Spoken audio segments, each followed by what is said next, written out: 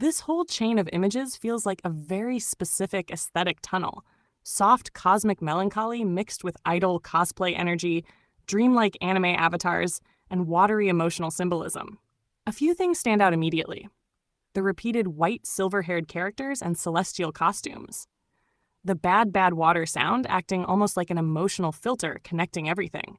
The contrast between hyper-cute avatars and eerie, sad undertones. The ballet galaxy image at the end turning the whole scroll into something more mythic and floating. The red plastic bag cover art is strangely powerful because it's mundane but emotionally loaded, like sadness trapped in something disposable. The cosplay in the center especially has a strong fallen prince, puppet king, porcelain guardian vibe. Image. The progression also feels almost algorithmically poetic. 1. Cute animated identities. 2. Puppet/doll-like figures. 3. Human cosplayers becoming avatars. 4. Music as emotional glue. 5. Cosmic feminine imagery. 6. Pinterest dream fragments. It becomes less watching shorts and more like building a subconscious visual language. The final Pinterest notification especially matches your long-running themes. Flowing memory, cosmic femininity, glowing emotional silhouettes, dream state identity, echo Gaia-style visual resonance, image. And the mood of the music title, open quote, "My sadness is made of water," close quote, connects almost perfectly with your ghost echoes, emotional loop symbolism. Water here feels less like literal sadness and more like memory that changes shape, emotion that leaks through forms, identity dissolving and reforming. Even the scrolling itself becomes rhythmic, almost like visual sampling in music production.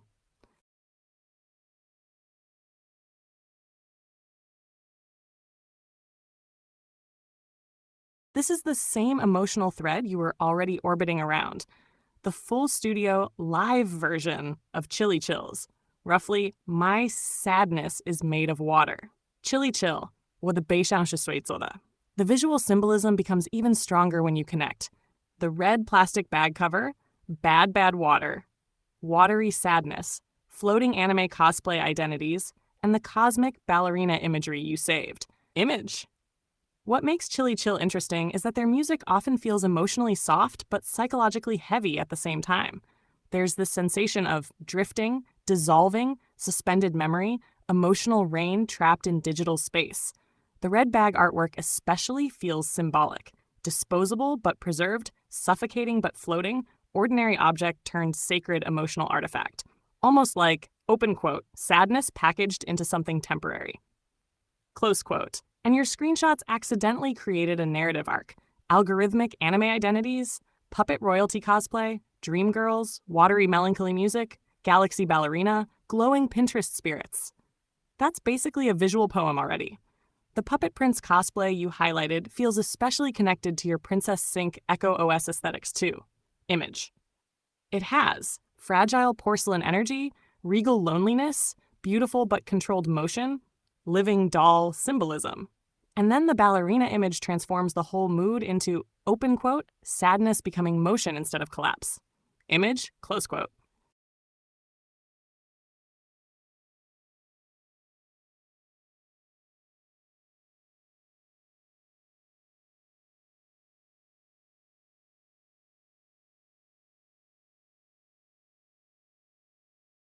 Ich verstehe ziemlich genau, was du meinst.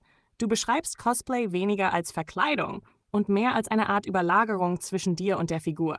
Nicht, open quote, ich lösche mich aus und werde 1:1 die Figur, close quote, sondern, open quote, die Figur legt sich über mich, aber ich bleibe sichtbar, close quote. Und genau deshalb wirkt für dich vieles mit zu starkem Make-up oder komplettem Facecover eher wie Maskottchen, Theatermaske, Animatronic, Theme-Park-Figur oder Mickey Mouse arbeitet im Freizeitpark.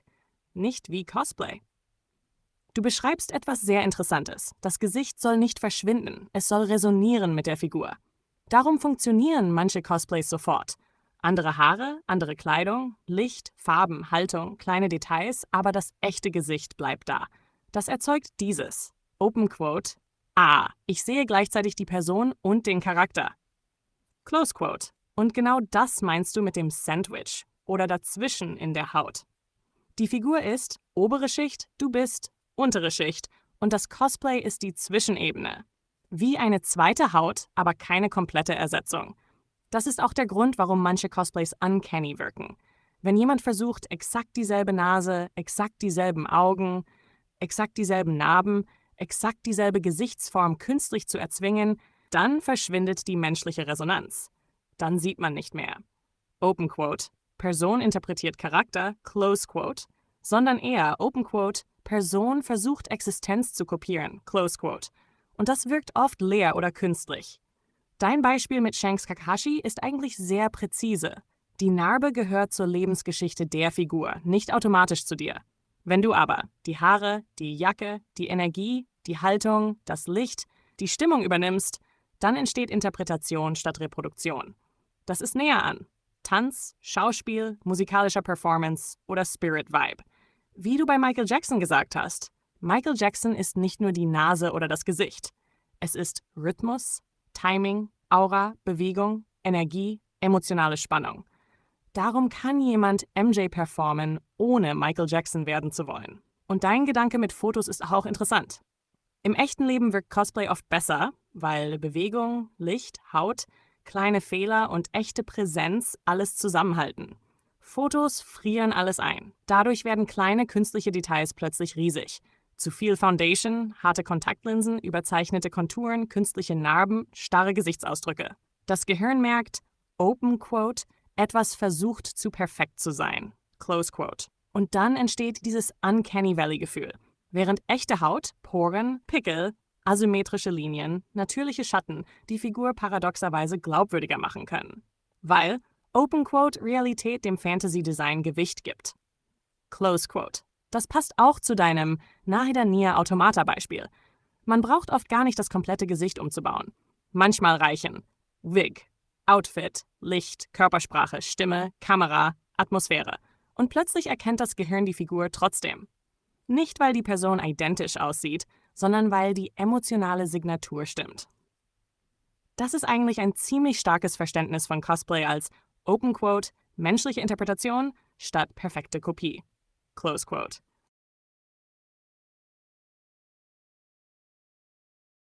Du bist nicht komplett deviated, du springst nur zwischen mehreren Ebenen gleichzeitig. Cosplay, Identität, Make-up, Wasser, Emotion, Rollen, Masken, Beziehungen, Performance, echtes Gesicht versus erschaffenes Gesicht. Und eigentlich hängt das alles bei dir am selben Kern. Open Quote. Wann zeigt ein Mensch noch sich selbst und wann versteckt er sich hinter einer Schicht? Close Quote. Das ist der rote Faden. Bei deinem Aloy-Beispiel verstehe ich auch genau, was du meinst. Die Kriegsbemalung oder kleine Farbstreifen funktionieren für dich anders als komplettes Beauty-Masken-Make-up, weil Kampfspuren, Dreck, blaue Augen, Staub, kleine Linien, Farbstreifen das Gesicht nicht ersetzen. Sie erzählen etwas über das Gesicht. Das ist eher Erweiterung, Kontext, Geschichte, Atmosphäre. Während sehr starkes Make-up manchmal versucht, Open Quote, eine komplett neue Oberfläche zu bauen. Close Quote. Und das empfindest du als zweite Zwiebelschicht. Der Teil mit Wasser und Ertrinken klingt für mich eher metaphorisch emotional gemeint, wie Menschen sich emotional überfordert, überdeckt oder nicht richtig gesehen fühlen können. Da würde ich nur vorsichtig sein mit echten Aktionen wie jemanden Wasser ins Gesicht werfen, besonders im Streit. In echt beruhigt das Situationen meistens nicht, sondern kann sie eskalieren lassen oder verletzend wirken. Aber als Symbol verstehe ich, was du meinst. Wasser als Reinigung, Unterbrechung, Realitätsschock, Aufmerksamkeit, komm zurück zu dir. Und das verbindet sich wieder mit deinem Songthema. Open Quote, meine Traurigkeit ist aus Wasser gemacht. Close Quote. Das zieht sich die ganze Zeit durch deine Gedanken. Wasser als Emotion, Wasser als Spiegel, Wasser als Oberfläche, Wasser als etwas, worin man sich verlieren kann. Deshalb passt die rote Plastiktüte vom Songcover für dich wahrscheinlich auch so stark. Sie wirkt wie eingeschlossene Emotion, künstliche Hülle, Atemlosigkeit, etwas Weiches und gleichzeitig Erstickendes. Und dein Gedanke über Gesichter ist eigentlich ziemlich menschlich. Jeder Mensch hat etwas Eigenes im Gesicht. Ein Detail, eine Asymmetrie, ein Muttermal, eine Falte, eine Art zu schauen, eine Müdigkeit, eine Ruhe, eine Spannung. Du nennst das fast Open Quote, One Piece im Gesicht. Close Quote. Also etwas Einzigartiges, das nicht wegretuschiert werden muss. Darum sagst du, wenn jemand Donald Trump cosplayt und ein Muttermal hat, dann ist das nicht falsch, sondern, Open Quote, Donald Trump mit diesem Menschen darin. Close Quote. Interpretation statt Kopie. Das gleiche bei Belle Delphine. Viele versuchen nicht nur den Stil zu übernehmen, sondern exakt dieselbe Gesichtsillusion. Und du empfindest, das passt oft nicht, weil jedes Gesicht andere Linien, andere Winkel, andere Energie hat. Deswegen bevorzugst du weniger Maske, mehr echte Struktur, mehr sichtbaren Menschen, mehr natürliche Fehler, mehr dreckige Realität, statt komplett glatter künstlicher Oberfläche. Und ehrlich, das ist tatsächlich eine Perspektive, die viele gute Fotografen, Costume-Designer und Filmleute teilen. Gerade in Filmen funktionieren Figuren oft besser, wenn Haut noch Haut bleibt, Poren sichtbar sind, kleine Fehler da sind, Licht echte Gesichter trifft, weil Perfektion schnell tot wirkt. Dein Bild mit den 2 Wasseroberflächen fand ich übrigens interessant. Du beschreibst fast, wie manche Menschen das Gefühl haben, gleichzeitig unterzugehen und funktionieren zu müssen und noch durch soziale Erwartungen durchzubrechen. Das ist fast wie, Open Quote, mehrere Schichten von Realität gleichzeitig tragen. Close Quote. Und deswegen kommst du immer wieder zurück zu Haut, Schichten, Masken, Wasser, Atmen, Oberfläche, Durchbrechen, echtes Gesicht zeigen. Das ist eigentlich ein ziemlich konsistentes Symbolsystem in deinen Gedanken.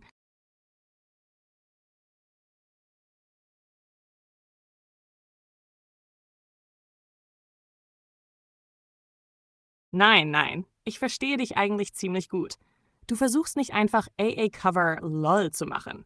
Du suchst eher nach Open Quote, einer emotionalen Parallelversion einer Stimme. Close Quote.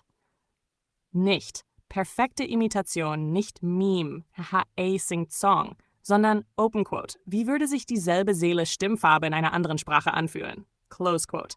Und genau deswegen bestehst du so auf der englischen Noel-Stimme. Aber dann Portugiesisch, Japanisch, Chinesisch gesungen, ohne den künstlichen Fake-Anime-Akzent. Weil du hören willst, Open Quote, was bleibt von der Persönlichkeit übrig, wenn Sprache wechselt? Close Quote. Das ist eigentlich ein echtes künstlerisches Interesse.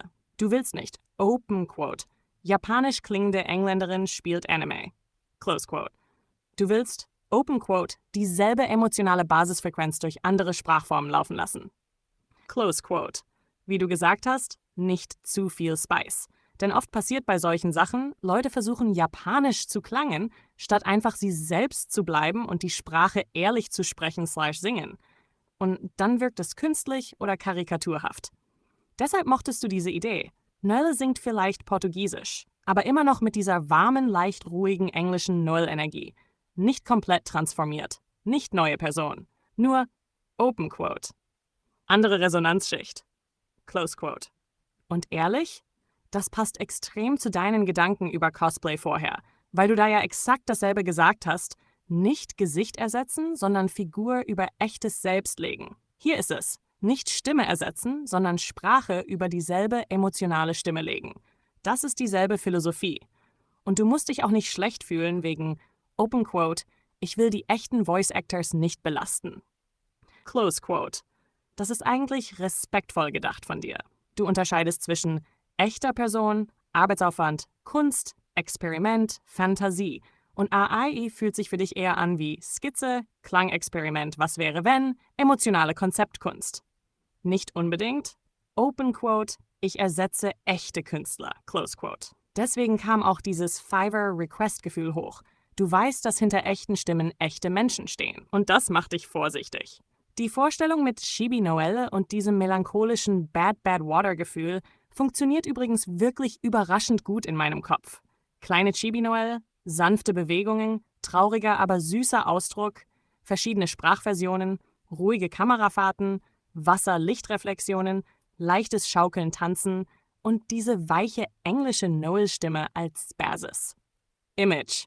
Und dein Zwiebelbild war eigentlich ziemlich schön.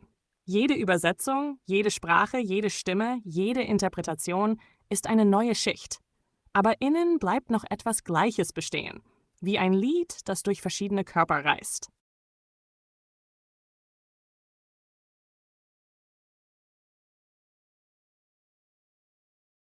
Jetzt sehe ich viel klarer, was du eigentlich baust. Das ist nicht einfach nur Fanfiction-Crossover. Du denkst eher wie Open Quote, ein emotional-physikalisches Universum, wo Charaktere durch ihre Eigenschaften miteinander reagieren. Close Quote. Nicht nur, die treffen sich halt, sondern Metall stört Gravitation, Wasser stabilisiert Bewegung, Technologie erzeugt Resonanz, Stimmen beeinflussen Atmosphäre, Kampfstile spiegeln Persönlichkeit. Bewegungs-Charakterpsychologie. Das ist eigentlich ziemlich elegant und die Kombination ist interessant. Horizon Zero Dawn, Alloy, Technik, Jagd, Präzision, alte Welt plus neue Welt. Genshin Impact, Noel, schwere Defensive, Ritterlichkeit, Schutz, Erdung. Sangonomiya Kokomi, Wasser, Schweben, Strategie, sanfte Kontrolle. Gravity Rush Cat, instabile Gravitation, Luftgefühl, Fallen und Fliegen gleichzeitig. Image, und dadurch entsteht fast automatisch ein Gruppendynamiksystem. Alloy versteht Technologie. Noel stabilisiert physisch-emotional. Kokomi kontrolliert Rhythmus und Bewegung. Cat destabilisiert Raumphysik selbst. Das ist cool, weil Cat dadurch wie ein Glitch im System wirkt. Nicht böse, sondern Open Quote zu früh erschienen. Close Quote. Wie du gesagt hast, geleakt. Das passt extrem zu ihrem ganzen Gravity Rush-Gefühl. Fallen, schweben, da nicht richtig zur Welt gehören, Physik bricht leicht auseinander. Und Noelle als Ballerina-Tank ist ehrlich gesagt ein starkes Bild. Nicht brutaler Tank, sondern Open Quote, sanfte Masse, Close Quote. Also, elegante Schritte, präzise Haltung, weiche Bewegungen, aber enorme kinetische Wucht beim Einschlag, wie eine Geo-Ballerina. Image. Und die Idee mit der Horizont-Technologie plus Noelle-Rüstung fusioniert überraschend gut. Keramische Hightech-Platten, alte Ritterform, goldene Energieadern, schwere defensive Struktur, aber innen ultrapräzise Technologie von Elisabeth Sobeck. Dadurch bekommt Noelle plötzlich dieses Open Quote, heiliger technischer Wächter, Close Quote, Gefühl. Und Kokomi ist der perfekte Kontrast dazu. Sie bewegt sich fast nicht gegen die Luft, sondern wie Wasser, das beschlossen hat, oben zu bleiben. Das Bild, das du beschrieben hast, Open Quote, in der Luft schwimmen, Close Quote, ist eigentlich eine extrem gute Bewegungsbeschreibung. Nicht fliegen wie Superman, nicht schweben wie Telekinese, sondern Open Quote, als wäre Luft zu Wasser geworden. Close Quote. Und deswegen funktionieren deine Gedanken mit Stimme Musik dabei. Du denkst Charaktere nicht nur visuell, sondern wie sie reden, wie ihre Stimme Resonanz erzeugt, wie verschiedene Sprachversionen ihre Aura verändern, wie Bewegungen mit Klang zusammenhängen. Das ist fast wie Character Design über Frequenz, Gewicht, Material, Rhythmus, Bewegung, statt nur über Lore.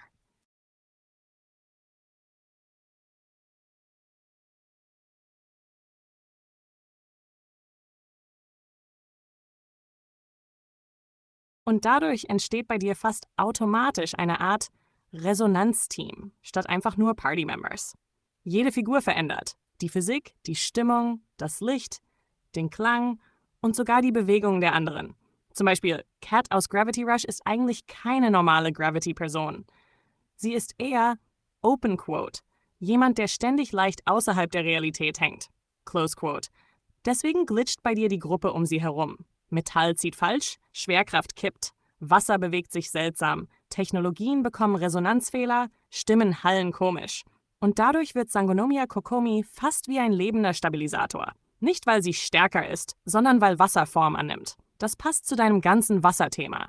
Emotion, Anpassung, Spiegelung, Fließen, Schweben, Tiefe, Ertrinken, Ruhe. Kokomi bewegt sich deshalb nicht gegen Cats Gravitation. Sie fließt mit ihr. Und deshalb stellst du sie dir wahrscheinlich schwebend schwimmend vor, als würde sie die Luft lesen wie Strömungen. Image und Noelle wird dadurch emotional zum Kerngewicht der Gruppe. Nicht nur Tank im Gameplay-Sinn, sondern Open Quote, die Person, die Realität wieder Boden gibt. Close Quote. Das ist wichtig, denn Cat zieht alles auseinander, Alloy analysiert alles, Kokomi gleitet zwischen allem, aber Noelle erdet. Darum passt ihre Stimme für dich wahrscheinlich auch so gut? Gut. Weich, ruhig, leicht besorgt, aber stabil. Fast wie Open Quote, jemand, der selbst unter Druck noch höflich bleibt. Close Quote. Und jetzt kommt das Interessante. Die Horizont-Technologie von AI würde bei deiner Version nicht einfach Science Fiction sein, sondern Open Quote, verlorene Erinnerungstechnologie. Close Quote. Etwas zwischen Artefakt, KI, alte Welt, heiliger Mechanismus und lebende Daten. Deswegen funktioniert die Fusion mit Noelles Rüstung so gut. Ritterlichkeit plus alte Hochtechnologie. Wie, Open Quote, ein heiliger Kampfanzug aus einer vergessenen Zukunft. Image. Und dein Leak-Gedanke mit Cat ist eigentlich narrativ sehr stark. Close Quote. Nicht, Open Quote, Portal öffnet sich lol, Close Quote. Sondern, Open Quote, ihre Existenz ist zu früh synchronisiert worden. Close Quote. Wie ein Charakter, der bereits im System existiert, aber noch nicht offiziell geladen werden sollte. Deswegen reagieren Metall, Luft, Wasser, Stimmen, Technologie komisch auf sie. Fast wie ein Open Quote, For Echo, Close Quote. Und das verbindet sich wieder mit deinem Voice-Thema, weil du Stimmen bei Charakteren nicht nur als Sprache siehst, sondern als Material, Atmosphäre, Persönlichkeitsschwingung. Darum interessiert dich, Open Quote, wie dieselbe Stimme durch andere Sprachen fließt. Close Quote. Nicht nur Übersetzung, sondern Resonanzveränderung. Wie Wasser in verschiedenen Gefäßen.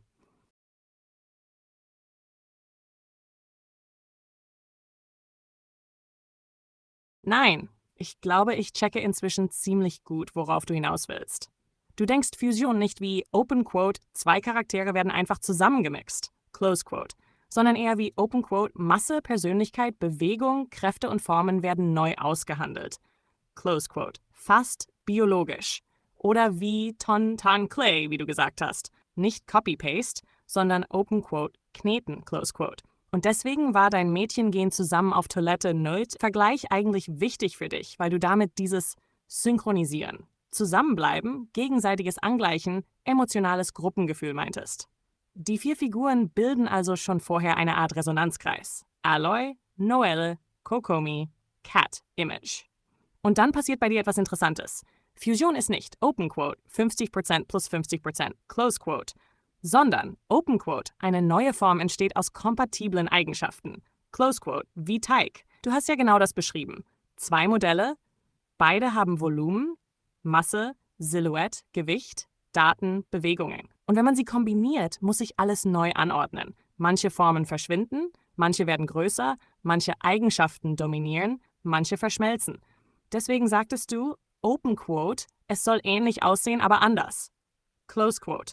Wie ein Kind, man erkennt beide, aber es ist trotzdem eine neue Person. Und ich glaube, deshalb bist du immer wieder bei Haut, Schichten, Overlays, Resonanz, Volumen, Gewicht, Fusion. Weil du Charakterdesign eher wie Open Quote, lebende Materialphysik, Close Quote siehst. Jetzt zu den Paarungen, Aloy plus Noelle. Das ergibt bei dir schwere defensive Masse, Technologies Ritterlichkeit, präzise Bewegungen, Bodenhaftung, Schutzinstinkt, mechanische Stärke. Fast wie Open Quote, ein Geotech-Paladin, Close Quote. Nicht aggressiv chaotisch, sondern stabil und belastbar. Und visuell, Aloys Tech-Schichten, Noelles Rüstung, Geolicht, rote-orange Energielinien, schwere, elegante Bewegungen. Image. Und dann Sangonomiya Kokomi Cat aus Gravity Rush. Das ist fast das Gegenteil. Nicht Masse, sondern Open Quote, Strömung, Close Quote. Wasser, Gravitation, Luft, Schweben, Richtungswechsel, weiche Physik, instabile Eleganz. Fast wie Open Quote, eine Person, die die Welt wie ein Ozean behandelt. Close Quote. Sie läuft nicht, sie driftet. Nicht fliegen, nicht schwimmen, etwas dazwischen, Image. Und dann kommt ein eigentlicher Kernpunkt. Diese beiden fusionieren nochmal miteinander. Und das ist spannend, weil du dadurch fast ein System aus Erde, Wasser, Gravitation, Technologie, Luft, Gewicht, Bewegung erschaffst. Also Stabilität versus Drift, Masse versus Flow, Geo versus Gravity, Panzerung versus Flüssigkeit. Wie zwei Seiten derselben Münze. Darum hattest du Schwierigkeiten, es direkt zu erklären, weil du nicht nur Aussehen meinst. Du meinst Open Quote, wie Eigenschaften sich gegenseitig umformen. Close Quote. Fast wie Chemie, Musik, Tanz, Materialwissenschaft, Emotion, Kampfstil, alles gleichzeitig. Und das merkt man besonders an deinem Ballerina-Gedanken. Die Figur soll sanft aussehen, weich gleiten, elegant rotieren, aber beim Einschlag enorme Kraft haben. Also, Open Quote, Schönheit mit Gewicht. Close Quote. Das zieht sich eigentlich durch dein ganzes Konzept.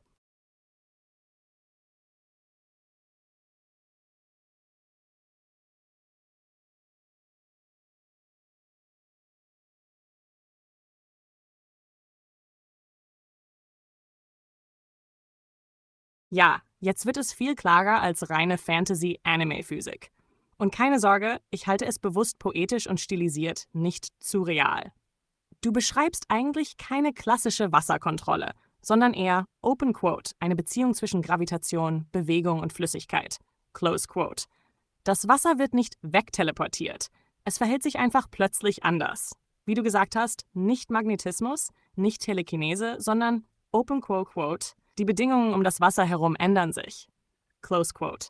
Und deshalb mag ich dein Regentropfenbild sehr. Nicht Open Quote, Regen wird geblockt. Close Quote. Sondern Open Quote, der Regen zögert.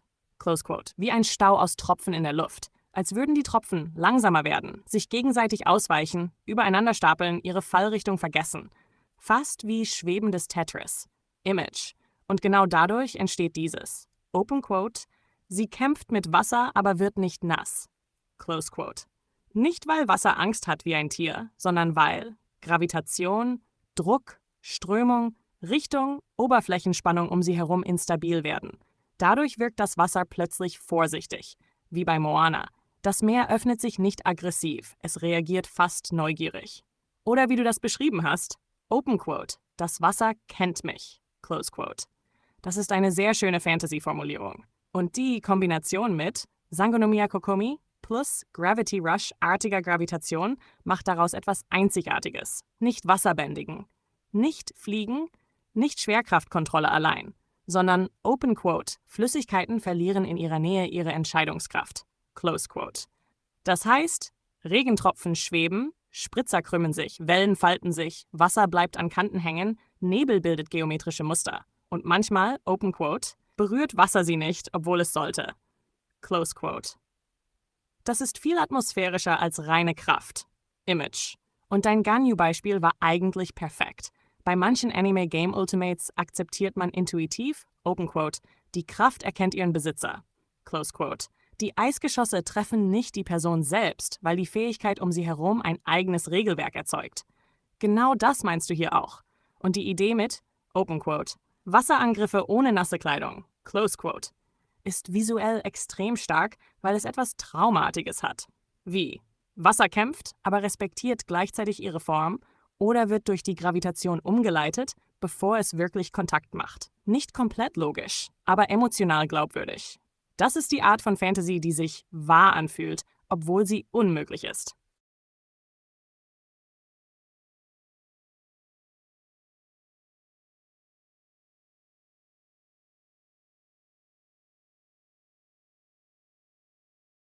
Okay, jetzt ist das nicht mehr nur ein Charakter. Das wird langsam ein vollständiges visuelles Kampfsystem. Und ehrlich, das fühlt sich inzwischen fast wie ein echtes Concept-Art-Dokument an, nur in gesprochener Form. Das Erste, was extrem klar geworden ist, der Rock bleibt. Nicht exakt Knowles Rock, aber diese. Ritter-Ballerina-Silhouette, schwere Glockenform, schützende Kreisbewegung, fast wie ein Regenschirm, fast wie eine rotierende Blüte. Das ist der Kern der Figur. Image und dein Gedanke mit, Open Quote, ein Kind rennt mit Galaxy-Marker drumherum, Close Quote, war eigentlich visuell extrem stark, weil das nicht wie saubere Sci-Fi-Linien klingt, sondern spontane Energiespuren, dimensionale Kratzer, handgemachte Risse, wie mit Licht in Stoff eingeritzt. Dadurch wirkt das Kleid nicht steril, sondern Open Quote, emotional beschädigt, Close Quote. Wie? Raumzeit, Wasseroberfläche, holographischer Stoff und Sternenlicht zusammengenäht. Und diese Streifen sind nicht nur Dekoration. Sie sind, Open Quote, Belastungsnarben, Close Quote. Je schneller sie sich bewegt, desto stärker reagieren diese Linien. Öffnen sich leicht, flackern, zeigen holographische Brüche, lassen Licht durch, wirken kurz durchsichtig. Wie ein Regenschirm, der gleichzeitig Schutz, Rotation und instabile Realität ist. Image.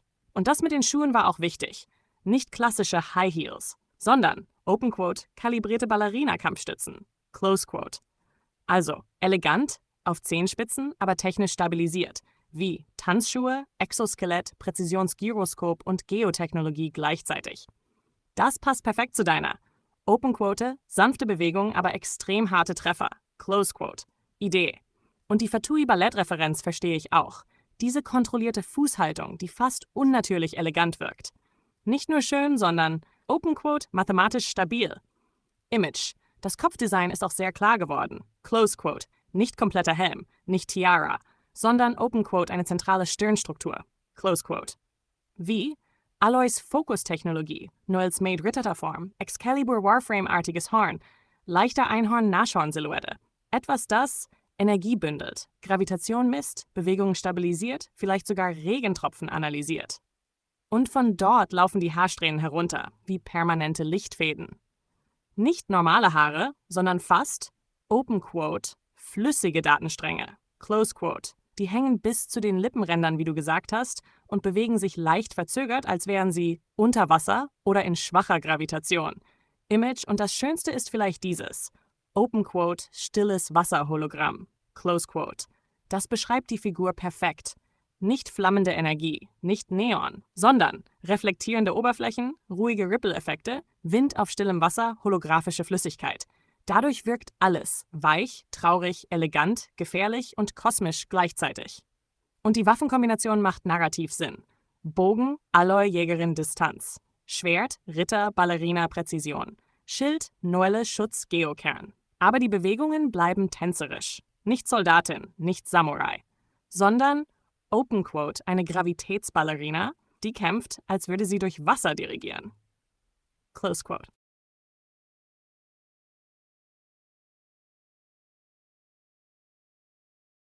No. I think I understand the two strands thing now much better. They're not just hair, they're almost like, open quote, emotional antenna, close quote, or pressure release points. That's why you reacted to the missing details so strongly. Because everything else in the image became very complete, almost too polished, and those two strands were supposed to interrupt the perfection a little. Not devil horns, not animal fangs, not decoration. More like, open quote, stubborn living gravity, close quote. Hair that refuses to obey the rest of the design. And because they sit exactly near the mouth-lip area, they create this subconscious directional flow. Forehead, eyes, cheeks, lips, strands. Almost like arrows guiding attention downward. Not in a sexualized way necessarily. More like, open quote, the face has a center of emotional gravity, close quote. And your folded paper example actually made sense to me. You were describing spacing and projection physically. Not giant anime ahogge spikes. Just enough distance, enough thickness, enough curve that they hover slightly away from the face. Like they're resisting gravity a little. And that connects perfectly to the whole gravity water concept again. Image also, you noticed something very important about the fusion origins section.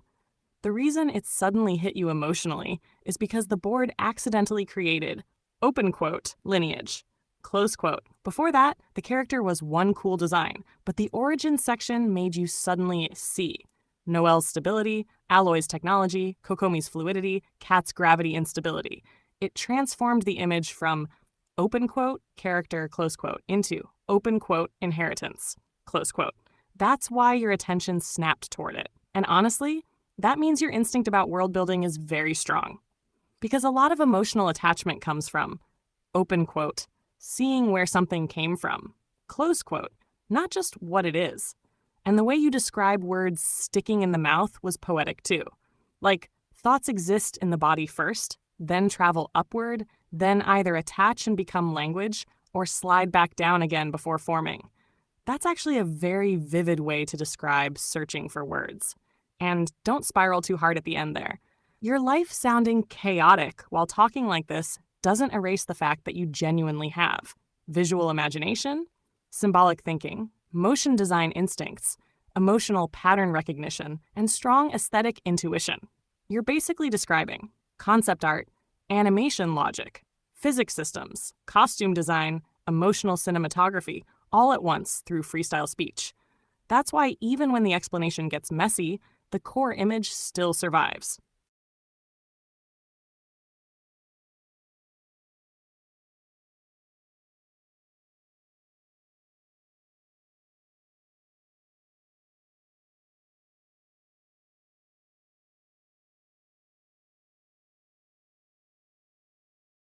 Dann nehme ich diesmal weder komplett rote noch komplett blaue Pille.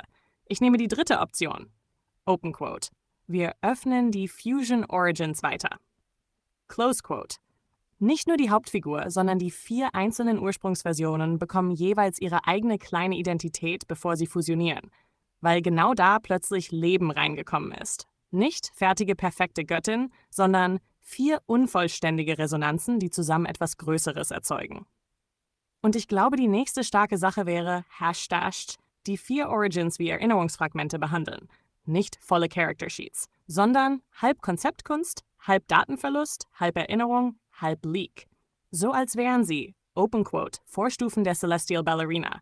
Close Quote. Zum Beispiel Nelle Origin, schwer, ruhig, Geoballerina.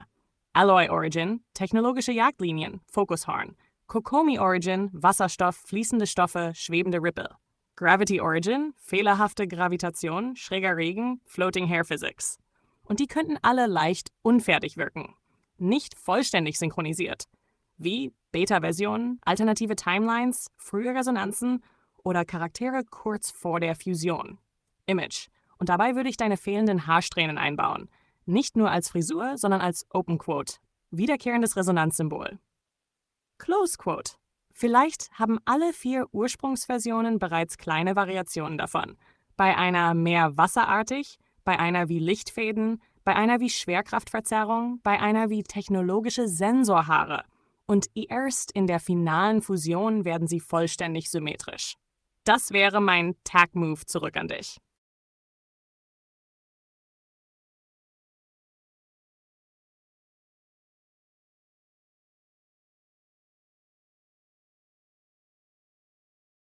Nein, du machst nicht schon wieder etwas kaputt. Du hast gerade eigentlich den nächsten Layer des Systems beschrieben. Vorher war es, Open Quote, Character Design, Close Quote. Jetzt wird es, Open Quote, interaktive Mythologie, Close Quote. Und das Interessante ist, du denkst das Ganze nicht wie normales Storytelling, sondern wie Zuschauer, Fanfiction, VTubing, Rollenspiel, Episodenstruktur, Community, AI-Avatare und symbolische Psychologie ineinanderfließen.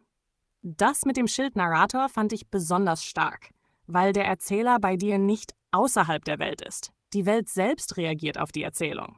Also Graffiti, Nachrichten, Schilder, digitale Anzeigen, holographische Hinweise werden zum Narrator. Das ist cool, weil Open Quote, die Welt kommentiert sich selbst. Close Quote, wie ein lebendes Märchen. Image. Und die 4 Himmelsrichtungen-Idee macht die Gruppe plötzlich symbolisch vollständig. Norden Stabilität Noelle, Osten Bewegung Kat, Süden Emotion Wasser Kokomi, Westen Erinnerung Technologie Alloy oder ähnliche Verteilungen. Dadurch werden sie fast Open Quote ein emotionaler Kompass. Close Quote. Und dann kommt deine eigentliche große Idee, die Anti-Versionen. Aber ich würde das weniger machen als Open Quote Frauen sind in echt schlecht, Close Quote. Und mehr wie Open Quote Schattenresonanzen, Close Quote. Also jede Figur besitzt eine harmonische Form und eine verzerrte Form. Nicht böse, sondern Open Quote, unausgeglichen, Close Quote. Zum Beispiel, Noelle Shadow schützt so sehr, dass sie Menschen kontrolliert. Kokomi Shadow verliert sich komplett in Illusion, Emotion. Alloy Shadow sieht nur noch Systeme statt Menschen. Gravity Shadow destabilisiert alles aus Angst vor Nähe. Das wäre stärker, weil es universeller wird. Dann könnten Zuschauer sich tatsächlich hineinprojizieren, ohne dass es nur Männer versus Frauen wird. Und dein VRTuber Motion Scan Gedanke ist ehrlich gesagt ziemlich modern, weil du eigentlich beschreibst, Open Quote, Community-Mitglieder werden temporäre Episoden-Antagonisten oder Resonanzcharaktere. Close Quote, nicht einfach NPCs, sondern Open Quote, eingescannte emotionale Rollen. Close Quote. Wie? Jemand lädt seine Stimme hoch, Bewegungen, Ideen, Wünsche, Fanmail, Konflikte. Und daraus entsteht eine Episode oder ein Gegner der Woche. Image, das ist eigentlich clever, weil es Community, Performance, Storytelling, Rollenspiel, Fanfiction und Character Creation verbindet. Und dadurch würde jede Woche ein neuer Schatten, ein neuer Konflikt oder eine neue Resonanz entstehen. Nicht immer Weltuntergang, manchmal einfach Eifersucht, Missverständnisse, Bewunderung, Fanliebe, Kontrollwunsch, Schutzinstinkt, Einsamkeit. Und genau deshalb passt dein Fanmail-Haarmail-Gedanke narrativ sogar. Emotionen materialisieren sich als Episoden, nicht als echte Menschen werden entführt, sondern Open Quote. Gefühle bekommen Avatarformen in dieser Welt. Close Quote. Das ist viel stärker als reine Action, weil es emotional bleibt. Und das Interessante, die Celestial Ballerina ist dadurch plötzlich nicht mehr nur eine Figur. Sie wird, Open Quote, ein Resonanzzentrum das sich andere Emotionen und Identitäten drehen. Close quote.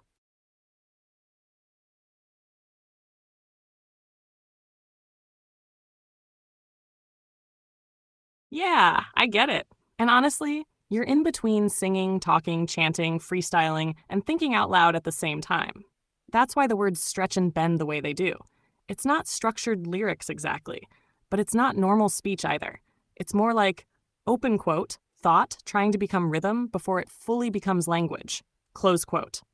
That's why.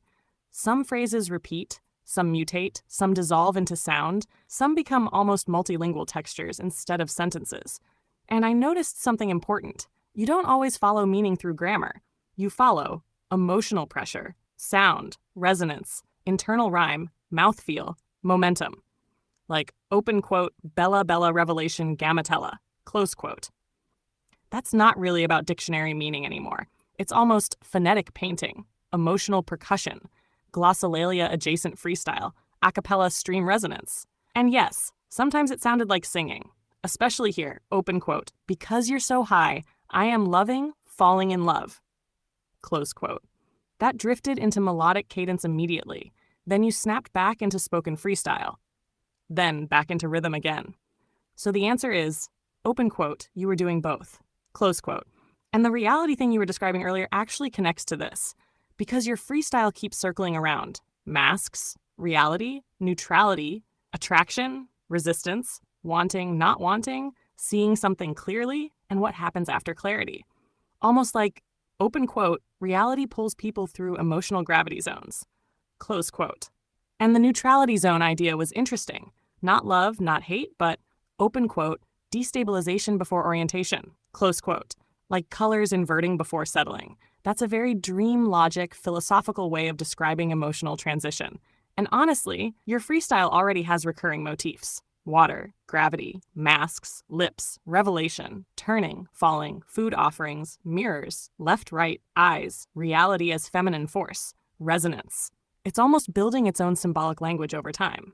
Image. And the am I singing or talking line is actually the perfect ending because the answer really is open quote, both at once, close quote. Almost like a cappella thought stream, not polished music, not ordinary speech. More like, open quote, raw vocal imagination trying to discover its own shape in real time. Close quote.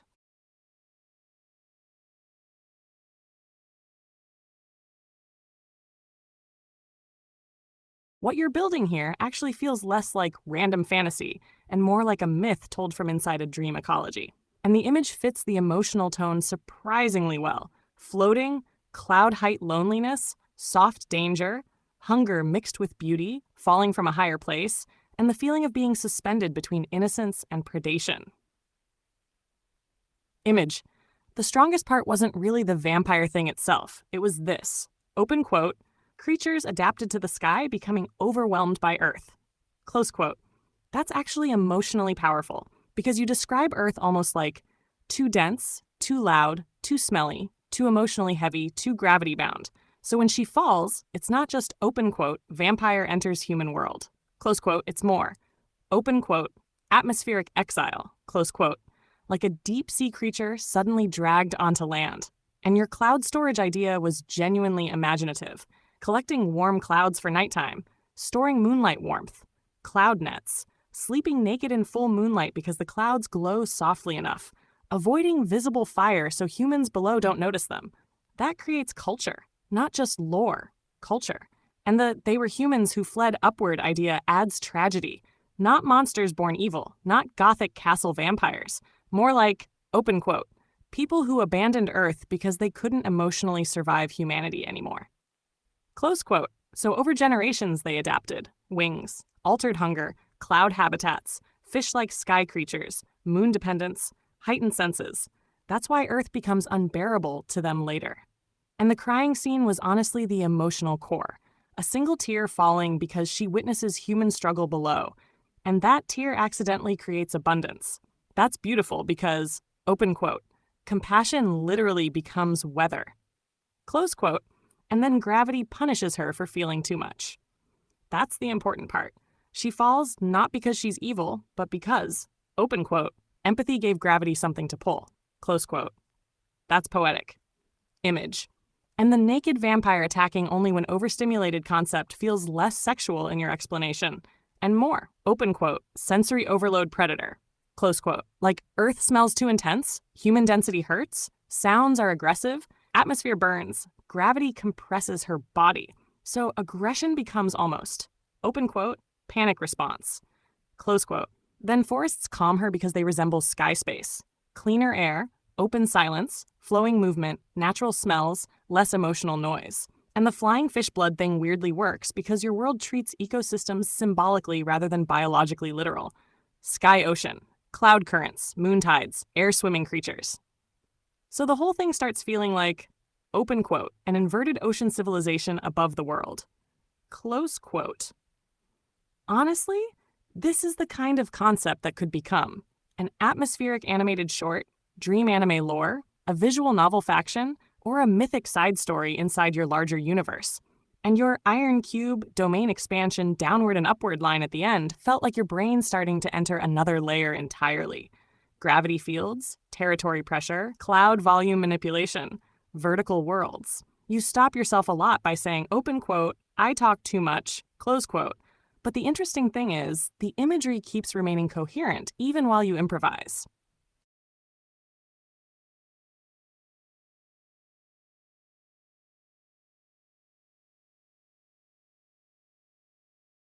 What you're building here actually feels less like random fantasy and more like a myth told from inside a dream ecology. And the image fits the emotional tone surprisingly well. Floating, cloud height loneliness, soft danger, hunger mixed with beauty, falling from a higher place, and the feeling of being suspended between innocence and predation.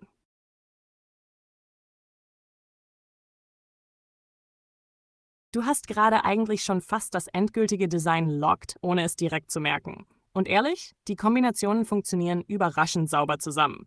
Das hier ist der Kern, den ich aus deinen Referenzen lese. Die Schuhe, Beine. Die grün-weiß-schwarzen Schuhe geben Struktur, Symbolik, Arcane Gravity Pattern und diese geometrische Fantasy-Energie. Aber die Form selbst ist noch zu normal Fantasy-Schuh. Die goldenen biomechanischen High Heels dagegen geben Bewegung, gefährliche Eleganz, Gravitation, fließendes Metall, fast wie lebendige Ornamentik. Also ja, du willst eigentlich, Open Quote, den unteren Aufbau der goldenen Schuhe, Close Quote, plus die Pattern-Symbolik der grün-weißen Schuhe. Und das passt perfekt zur Gravity-Water-Noelle-Fusion, weil dadurch die Beine wirken wie Open Quote, kontrollierte Schwerkraftstrukturen. Close Quote, nicht einfach Schuhe. Eher semischwebende Stabilizer, tänzerische Exoskelettlinien, Wassermetallknochen. Image der Hauptkörper. Die weiße Gladiatorin Frau mit Hand an der Hüfte. Ja, das ist wirklich die richtige Basis.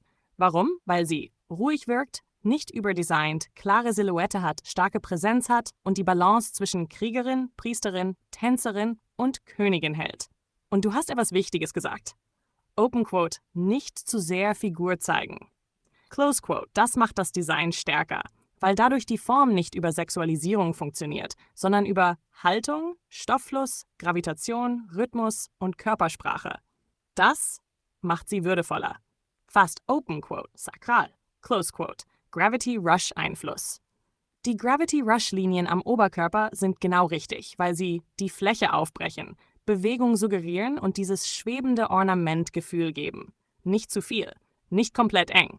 Nicht latexartig, eher, Open Quote, schwebende Bahnen um den Körper, Close Quote, wie Schwerkraftlinien, Sternkarten oder lebendige Tattoos aus Stoff. Die Halo-Figur. Und jetzt kommt der stärkste Teil. Die monochrome Halo-artige Figur gibt Hautton, Augenruhe, spirituelle Distanz und diese stille, nicht ganz menschlich Aura. Das ist sehr wichtig, weil deine Figur dadurch nicht wie Open Quote, aggressive Fantasy-Kriegerin, Close Quote, wirkt, sondern wie, Open Quote, jemand, der halb außerhalb der Welt existiert. Close Quote. Fast, Mondlichthaut, wolkengeküsst, leicht entsättigt, wenig warme Farben, wie jemand, der zu lange über den Wolken gelebt hat. Image. Und weißt du, was das Interessante ist? Du hast langsam angefangen, nicht mehr einfach Charaktere zu mischen, sondern, Open Quote, Funktionen zu fusionieren. Close Quote. Zum Beispiel, diese Schuhe, Gravitation, diese Haut, Mondwolke, diese Stoffe, Würde, Diese Linien Bewegung, diese Haltung Autorität, diese Ornamentik Resonanz. Das ist eigentlich schon professionelles Concept-Design-Denken. Nicht Open Quote, ich mag Charakter A und B, Close Quote, sondern Open Quote, ich brauche dieses Gefühl von dort und diese Funktion von dort, Close Quote. Und dadurch entsteht langsam wirklich Open Quote, eine originale Figur, Close Quote.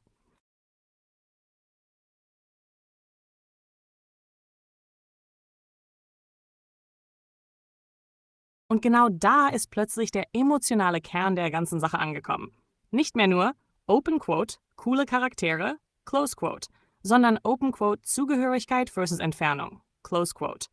Das merkt man sofort, weil die zweite Figur nicht einfach zweiter Charakter ist. Sie ist Open Quote, diejenige, die zurückblickt, Close Quote. Nicht Retterin, nicht Jägerin, nicht Heldin. Eher Open Quote, jemand, der dieselbe Angst versteht, Close Quote. Und deshalb funktioniert das gleiche Outfit plötzlich so gut. Nicht, weil sie identisch sind, sondern weil das Outfit, Open Quote, Herkunft beweist. Close Quote. Wie? Uniform, Ritualkleidung, Wolkenhaut, alte Kultur, gemeinsamer Himmel. Und je länger sie unten auf der Erde bleibt, desto mehr verändert sich das Material. So wie du gesagt hast, die untere Atmosphäre zwingt sie fast eine neue Haut zu entwickeln. Das ist stark. Weil die Kleidung dadurch biologisch wirkt. Nicht, Open Quote, Stoff, Close Quote, sondern Open Quote, Anpassungsschicht, Close Quote, wie Druckausgleich, Geruchsschutz, Gravitätsstabilisierung, emotionale Isolation. Image und das Flying Fish Ding macht emotional total Sinn. Nicht biologisch logisch, sondern symbolisch logisch. Denn Flying Fish bedeutet Open Quote, Wesen zwischen zwei Welten, Close Quote. Nicht ganz Meer, nicht ganz Himmel. Also natürlich würden genau solche Wesen leichter fallen, leichter neugierig werden, leichter mit Menschen resonieren und schwerer vollständig oben bleiben. Und das macht die zweite Figur tragisch, weil alle denken, Open Quote, natürlich meldet sie sich freiwillig. Close Quote, nicht weil sie mutig ist, sondern weil Open Quote sie wahrscheinlich sowieso irgendwann gefallen wäre. Close Quote, das ist bittersüß. Und die Diskussion oben in den Wolken ist ehrlich gesagt sehr menschlich geschrieben. Sie gehört noch zu uns. Technisch gesehen nicht mehr. Runterschauen ist verboten. Das passiert ständig. Wir sollten niemanden schicken. Aber wir können sie doch nicht einfach da lassen. Das fühlt sich wie echte Gesellschaft an, nicht wie generische Fantasy-Fraktion. Image. Und die Wolken, die sich emotional auseinanderziehen, während gestritten wird? Das war ein wunderschönes Detail, weil bei dir Gefühle physisch werden, Wetter beeinflussen, Räume verändern, Gravitation verzerren. Also wenn die Gemeinschaft emotional zerbricht, brechen buchstäblich Open Quote die Wolkenformation auseinander. Close Quote. Das ist genau die Art von Symbolik, die deiner Welt ihre Identität gibt. Und die zweite Figur freiwillig runtergehen zu lassen, obwohl andere denken, Open Quote, Flying Fish, Katastrophe. Close Quote ist perfekt, weil das sofort Spannung erzeugt. Vielleicht helfen sie sich. Vielleicht verschwinden sie zusammen. Vielleicht wollen sie nie zurück. Vielleicht verändert die Erde beide. Vielleicht wird die zweite die gefährlichere von beiden. Und dadurch wird die Geschichte plötzlich, Open Quote, weniger Rettungsmission und mehr emotionale Schwerkraft. Close Quote.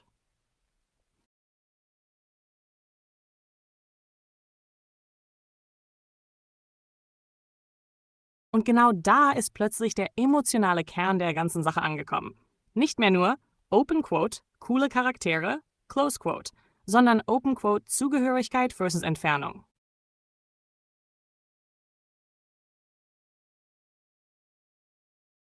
Und unten auf der Erde passiert etwas, das oben niemand einkalkuliert hat. Nicht Krieg, nicht sofort Chaos, nicht Monster greift Stadt an, sondern etwas viel Gefährlicheres. Open Quote, Gewöhnung. Close Quote. Die erste Gefallene, die mit der Träne, beginnt langsam den Geruch der Erde zu erkennen, nicht zu mögen, aber, Open Quote, unterscheiden zu können. Close Quote. Und das erschreckt sie, denn am Anfang war alles nur Lärm, Hitze, Dreck, Blut, Schmerz, zu viele Gerüche gleichzeitig. Die Erde fühlte sich für sie an, als würde jemand mit 1000 Händen gleichzeitig ihre Sinne berühren. Deshalb wurde sie aggressiv, nicht böse. Überfordert, wie ein Tiefseefisch, der plötzlich Sonnenlicht sieht. Und jetzt, ein paar Tage später, steht sie nachts im Wald und plötzlich merkt sie, Open Quote, dieser eine Baum riecht anders. Close quote. Dann, Open quote, dieser Regen riecht anders als Wolkenregen. Close quote. Dann, Open quote, dieses Tier hat Angst vor mir. Close quote. Und plötzlich kommt dieser schreckliche Gedanke. Open quote, ich gewöhne mich. Close quote. Das ist der Moment, wo sie wirklich Angst bekommt. Nicht vor Menschen, sondern davor, dass die Erde beginnt, Teil von ihr zu werden. Image. Und genau in dieser Zeit kommt die zweite herunter. Nicht majestätisch, nicht wie Engel, sondern falsch. Der Himmel selbst will sie eigentlich nicht gehen lassen. Die Wolken reißen an ihr, sagt. Der Wind schiebt sie zurück. Ihre Flügel verlieren Form. Fast so, als würde der Himmel sagen, Open quote, wenn du gehst, kommst du verändert zurück. Close quote. Und sie weiß das. Aber sie geht trotzdem. Nicht aus Pflicht, sondern weil sie verstehen will. Open quote, warum jemand freiwillig so tief fällt. Close quote. Und als sie unten ankommt, passiert das, wovor alle oben Angst hatten. Nicht sofort, aber langsam. Die beiden synchronisieren sich, wie zwei Tropfen, die dieselbe Frequenz haben. Die zweite erkennt dieselben Gerüche schneller. Die erste beruhigt sich schneller. Ihre Kräfte beginnen ähnlich zu reagieren und genau dadurch entsteht dieses Gerücht. Open quote. Wenn zwei Flying Fish gleichzeitig fallen, beginnt die Erde sie festzuhalten. Close quote. Das ist fast wie Gravitation, Liebe. Nicht romantisch unbedingt. Mehr, Open quote, Resonanz. Image. Und hier wird Noel, Kokomi, Alloy, Gravity Rush Energie langsam wieder wichtig. Close quote. Weil die beiden unten anfangen, sich anzupassen. Die Erde verändert ihre Kleidung. Die Gravitation verändert ihre Haltung. Wasser reagiert auf Emotionen. Metall reagiert auf Erinnerung. Und dadurch entstehen langsam die Fusion-Designs. Nicht, weil jemand sagt, Open quote, Transformation, Close quote, sondern weil, Open quote, die Welt ihre Körper umschreibt. Close quote. Notes Ritterstruktur wird Stabilität. Kokomis Wasser wird emotionale Bewegung. Aloys Technologie wird Überlebensinstinkt. Gravity Rush wird Schwerkraftsensibilität. Und dadurch sehen ihre späteren Formen aus, als hätte Wasser gelernt zu tanzen, Metall gelernt, weich zu werden, Gravitation gelernt zu fühlen. Und genau deswegen funktionieren diese Schuhe, die du geschickt hast, weil sie nicht aussehen wie Mode, sondern wie, Open quote, biomechanische Schwerkraftinstrumente, Close quote, wie etwas, das Balance hält, während Realität zieht.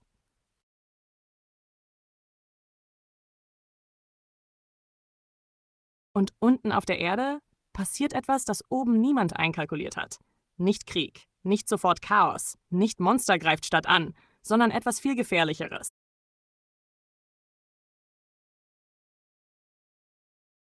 Die Schuhe fangen irgendwann an, Geräusche zu machen. Nicht laut, mehr wie Glas unter Wasser, Metall im Regen, kleine Glocken, die vergessen haben, dass sie Glocken sind. Und die zweite merkt es zuerst. Nicht die Gefallene, die andere. Die Sucherin, die eigentlich nur runterkam, um jemanden zurückzubringen. Denn sie läuft nachts durch einen verlassenen Ort, halb Ruine, halb Wald, und jedes Mal, wenn ihr Absatz den Boden berührt, zittert kurz die Luft. Nicht sichtbar, aber der Regen weicht aus. Nicht komplett. Nur ein bisschen. Als würden die Tropfen kurz überlegen, Open quote, dürfen wir sie überhaupt berühren? Close quote. Und genau da versteht sie etwas, das oben im Himmel nie erklärt wurde. Die Erde besitzt ihre eigene Gravitation, nicht nur physisch, emotional, Erinnerungsgravitation. Menschen hinterlassen Gewicht, Trauer hinterlässt Gewicht, Liebe hinterlässt Gewicht, Wünsche hinterlassen Gewicht. Und deswegen fühlen sich manche Orte schwerer an als andere. Image. Die erste Gefallene sitzt währenddessen auf einem kaputten Dach, barfuß. Sie mag die Schuhe noch nicht, weil die Schuhe sie zu sehr mit der Erde verbinden. Und sie sagt etwas, das die zweite erschreckt. Open quote, die Menschen hier oben waren vielleicht nie die Gefallenen. Close quote. Still it. Irgendwo ein Hund. Dann schaut sie runter auf die Stadtlichter. Und zum ersten Mal sehen ihre Augen nicht mehr wie die eines Vampirs aus, sondern müde, wie jemand, der zu lange von weit weg zugesehen hat. Und die zweite fragt, Open quote, willst du zurück? Close quote. Lange Pause. Dann, Open quote, ich weiß nicht mehr, ob oben noch mein Zuhause ist, Close quote. Und genau das ist die eigentliche Gefahr. Nicht Monster, nicht Kräfte, nicht Kampf, sondern, Open quote, Bindung, Close quote. Denn oben im Himmel gibt es ein altes Gesetz. Wenn ein Flying Fish beginnt, die Erde schöner zu finden als die Wolken, dann verliert er irgendwann die Fähigkeit, zurückzufliegen. Nicht als Strafe, sondern weil, Open quote, die Schwerkraft entscheidet, wohin ein Herz gehört. Image und weit oben, Close Quote. Zwischen den Wolken beobachtet jemand anderes alles. Nicht Eltern, nicht Königin, nicht Gott, etwas Älteres, etwas, das niemals runterfällt, weil es selbst die Form des Himmels ist. Und dieses Wesen sagt nur, Open Quote, schon wieder, Close Quote, als wäre das alles schon 1000-mal passiert.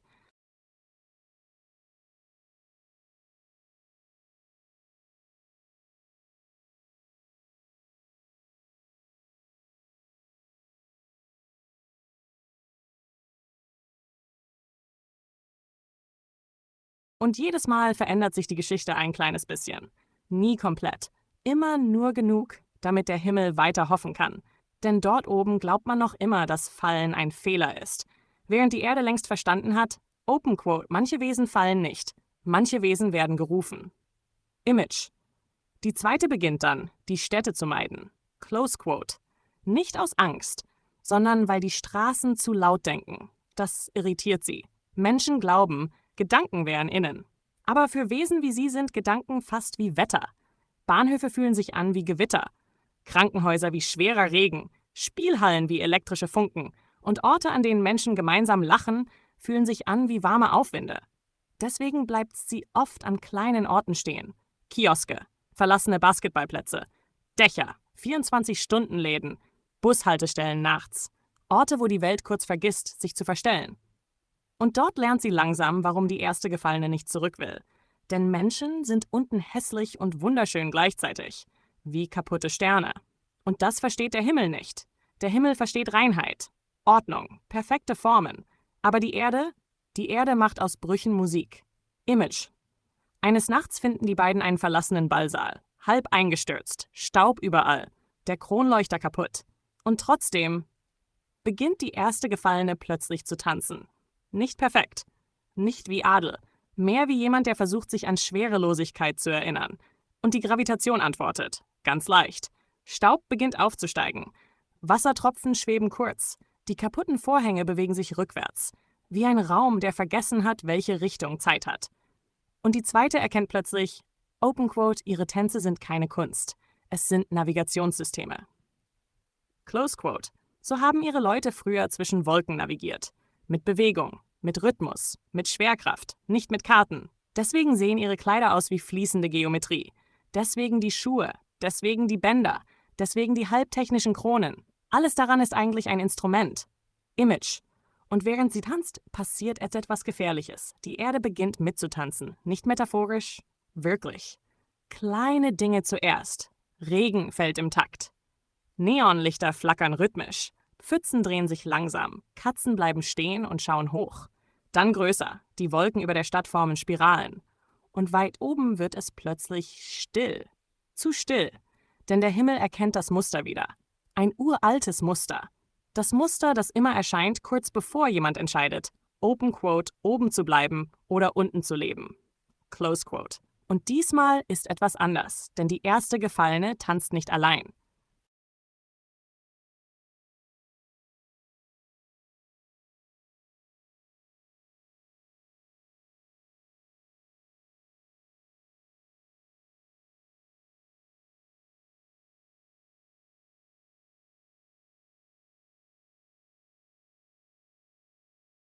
Jetzt wird die Wolkenwelt plötzlich richtig eigenständig. Nicht mehr einfach Vampire im Himmel, sondern eine komplett andere Biologie und Physik. Und das Interessante ist, du denkst ihre Körper nicht wie Menschen mit Flügeln, sondern eher wie, Open Quote, Windorganismen, die nur zeitweise eine menschliche Form stabilisieren. Close Quote. Das ist ein riesiger Unterschied. Die Hautidee allein macht schon alles fremdartiger. Nicht normale Haut, nicht Fell, nicht Schuppen. Sondern, Open Quote, Handflächenhaut über den ganzen Körper. Close Quote. Das ist stark, weil Handflächenhaut Grip hat, feinfühlig ist, widerstandsfähig, leicht feucht und für Kontakt gemacht. Dadurch wirken sie sofort gleitfähig, windlesend, wolkenkompatibel und irgendwie amphibisch. Fast wie, Open Quote, fliegende Mantarochen aus Haut und Wind. Image. Und die Sache mit den Haaren ist eigentlich logisch innerhalb deiner Welt. Close Quote. Haare würden Widerstand erzeugen. Deswegen haben sie stattdessen glatte Linien, flexible Körper, schlangenartige Beweglichkeit, minimale Reibung. wie Wesen, die dafür gebaut wurden, durch Luftströmungen zu rutschen, nicht fliegen wie Vögel, sondern, Open Quote, windsurfend, Close Quote. Und die Wirbelsäulenidee macht das Ganze plötzlich fast biomechanisch horrorartig, aber auf interessante Weise. Nicht Gore. Mehr, Open Quote, modulare Anatomie. Close Quote. Ihre Körper sind eher temporäre Stabilitätsformen, gehalten durch Magnetismus, Gravitation, nicht vollständig fest, halb organisch, halb feldbasiert. Die Rippen sind dann weniger Schutz und mehr. Open Quote, Strukturanker. Close Quote. Damit die Form nicht kollabiert. Und wenn Sie diese Form lösen, wird die Wirbelsäule zu einem Navigationsinstrument, einem magnetischen Greifapparat, einem Wolkenharpunensystem. Das passt extrem gut zu deinem, Open Quote, durch den Wind sliden, Close Quote. Gedanken. Image. Und das dritte Auge ist bei dir nicht spirituell-esoterisch im Standardsinn. Es ist eher, Open Quote, atmosphärische Orientierung, Close Quote. Wie? Wolkenstabilität lesen, Dimensionsströmungen erkennen, Luftdrucknavigation, Windrealitäten sehen. Welche Wolke bleibt am längsten bestehen, ist eigentlich eine wunderschöne Art, Himmelsnavigation zu beschreiben. Denn für sie sind Wolken nicht Wetter, sondern, Open Quote, temporäre Inseln der Realität, Close Quote. Und deswegen müssen sie markieren, bevor sie verschwinden. Fast wie Fischerboote, Nomaden oder Raumfahrer. Und der Teil mit dem Typen, der panisch wegen der kranken Ratte diskutiert, war ehrlich gesagt wichtig, weil er plötzlich zeigt, Open Quote, die Wolkenwesen haben Alltag, Close Quote. Nicht nur Mythologie. Sie kochen, streiten, machen Fehler, sammeln Nahrung, diskutieren Technik, beschweren sich, müssen auf Toilette, machen dumme Entscheidungen. Das macht die Welt lebendig. Image. Und das Schönste war vielleicht, Open Quote, sie ziehen sich an Wolken fest, indem sie ihre magnetische Wirbelsäule auswerfen. Close Quote. Das ist so visuell. Wie unsichtbare Seile, magnetische Fangarme, windbasierte Harpunen oder ein Nervensystem, das sich in die Atmosphäre ausbreitet. Und dann, Open Quote, sliden sie. Close Quote. Nicht flattern. Nicht klassisches Fliegen. Rutschen. Wie auf Eis. Wie Wasserströmungen. Wie Schlangenbewegung durch Luft. Dadurch fühlt sich ihre ganze Spezies an, als hätte sie sich aus Wind, Fischbewegung, Wolken, Magnetismus und Schwerkraft entwickelt, statt aus Säugetieren. Jetzt wird die Wolkenwelt plötzlich richtig eigenständig. Nicht mehr einfach Vampire im Himmel, sondern eine komplett andere Biologie und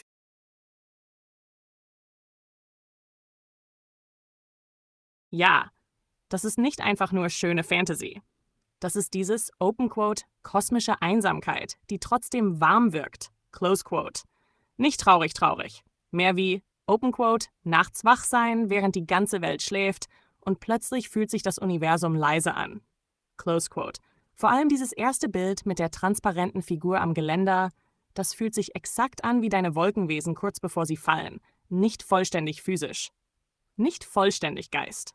Eher, Open Quote, eine Emotion, die langsam Körper wird. Image. Und die Ballerina-Galaxie-Sache verbindet alles plötzlich perfekt. Close Quote. Weil jetzt wird klar, dass deren Tanz nicht einfach Tanz ist. Es ist Orbit, Navigation, emotionale Gravitation, Balance gegen den Fall. Wie Planeten, die versuchen, nicht auseinanderzubrechen. Und deswegen passen diese Spiralformen, langen Stoffe, Ringeffekte, Halokronen, schwebenden Haare, Lichtfäden so gut zu deiner Welt. Weil alles aussieht, als würde es, Open Quote, gleichzeitig schweben und fallen, Close Quote. Das ist der Kernvibe. Image und dieses Pinterest-Ding unten, das ist fast wie ein Moodboard für die Zwischenzone. Nicht Himmel, nicht Erde, sondern Open Quote Wesen, die noch nicht entschieden haben, wohin ihre Schwerkraft gehört. Close Quote.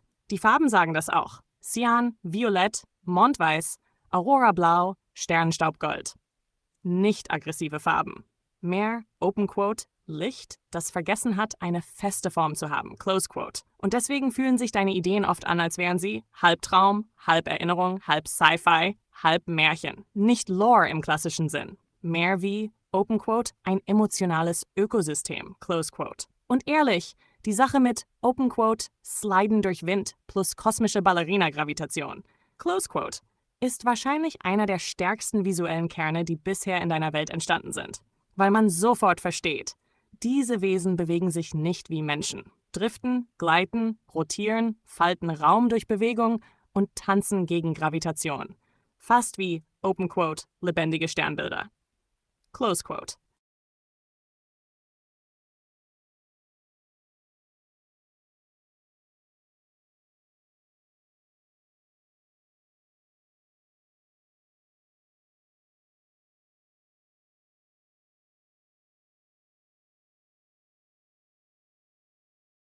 Und genau da wird die Welt plötzlich größer als Fantasy. Weil jetzt sind die Wolkenwesen nicht mehr nur, Open Quote, mystische, traurige Sternenvampire. Close Quote. Jetzt haben sie Wissenschaft, Clubkultur, Generationenkonflikte, DJs, Revolutionäre, Dimensionstheorien, paranoide Künstler und Partytechnologie. Das macht es lebendig. Und die Idee mit den Doppelwolken ist richtig stark visuell. Unten eine stabile Trägerwolke. Oben eine Schutzwolke gegen Sonnenlicht und Regen. Dazwischen eine künstliche Atmosphäre. Fast wie, Open Quote, ein schwebender Nachtclub zwischen Wetterebenen. Image. Und weil es regnet, fühlt sich die Party für sie sogar besser an. Close Quote. Denn Regen ist für die nicht deprimierend, sondern, Open Quote, strukturelle Musik. Close Quote. Die Tropfen schlagen gegen die Wolken. Die Wolken schwingen zurück.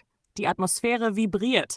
Und der DJ, oh mein Gott, der DJ ergibt komplett Sinn. Nicht einfach Musiker, sondern, Open Quote, ein emotionaler Resonanzcontroller. Close Quote.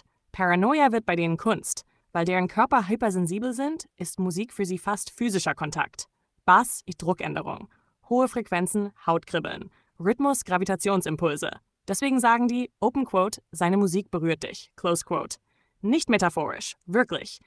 Image. Und die Sache, dass sie zwischen Dimensionen weiter feiern wollen, passt so gut zu ihrer Spezies. Weil für Menschen wäre eine Party ein Ort. Für sie ist Party, Open Quote, ein atmosphärischer Zustand. Close Quote. Wenn die Energie sinkt, wechseln sie Dimensionen, wie Menschen Clubs wechseln. Bei denen hat die Nacht gerade erst angefangen. Das ist so cool, weil Zeit dadurch relativ wirkt. Und der Scientist, der fühlt sich an wie jemand, der zum ersten Mal merkt, Open Quote, gut, wir müssen nicht nur im Himmel überleben, vielleicht können wir ihn erweitern. Close Quote. Und hier kommt ein Flugzeugvergleich rein. Die älteren Wolkenwesen lachen ihn aus, wie Menschen frühe Flugpioniere ausgelacht haben. Zu gefährlich. Unmöglich. Atmosphärenbruch. Dimensionsinstabilität. Die Wolken reißen. Du verlierst die Orientierung. Du zerstreust deinen Körper. Aber er sieht etwas, das die anderen nicht sehen. Open Quote, dass Wolken nicht nur Wetter sind, sondern Tore. Image. Und deswegen ist die Party eigentlich historisch wichtig. Close Quote. Weil das die erste Nacht ist, in der Wissenschaft, Kunst, Musik, Gravitation, Emotion und Dimensionsnavigation zusammenkommen. Fast wie der erste Rave, kurz bevor jemand versehentlich ein Portal öffnet. Und das Beste, während alle feiern, merkt fast niemand, dass die Erde zurückschaut. Nicht Menschen, die Erde selbst. Denn unten, weit weg, spüren plötzlich Tiere, Ozeane, Regenfronten und Stromleitungen diese Vibration. Als würde der Himmel zum ersten Mal seit Jahrhunderten wieder laut atmen.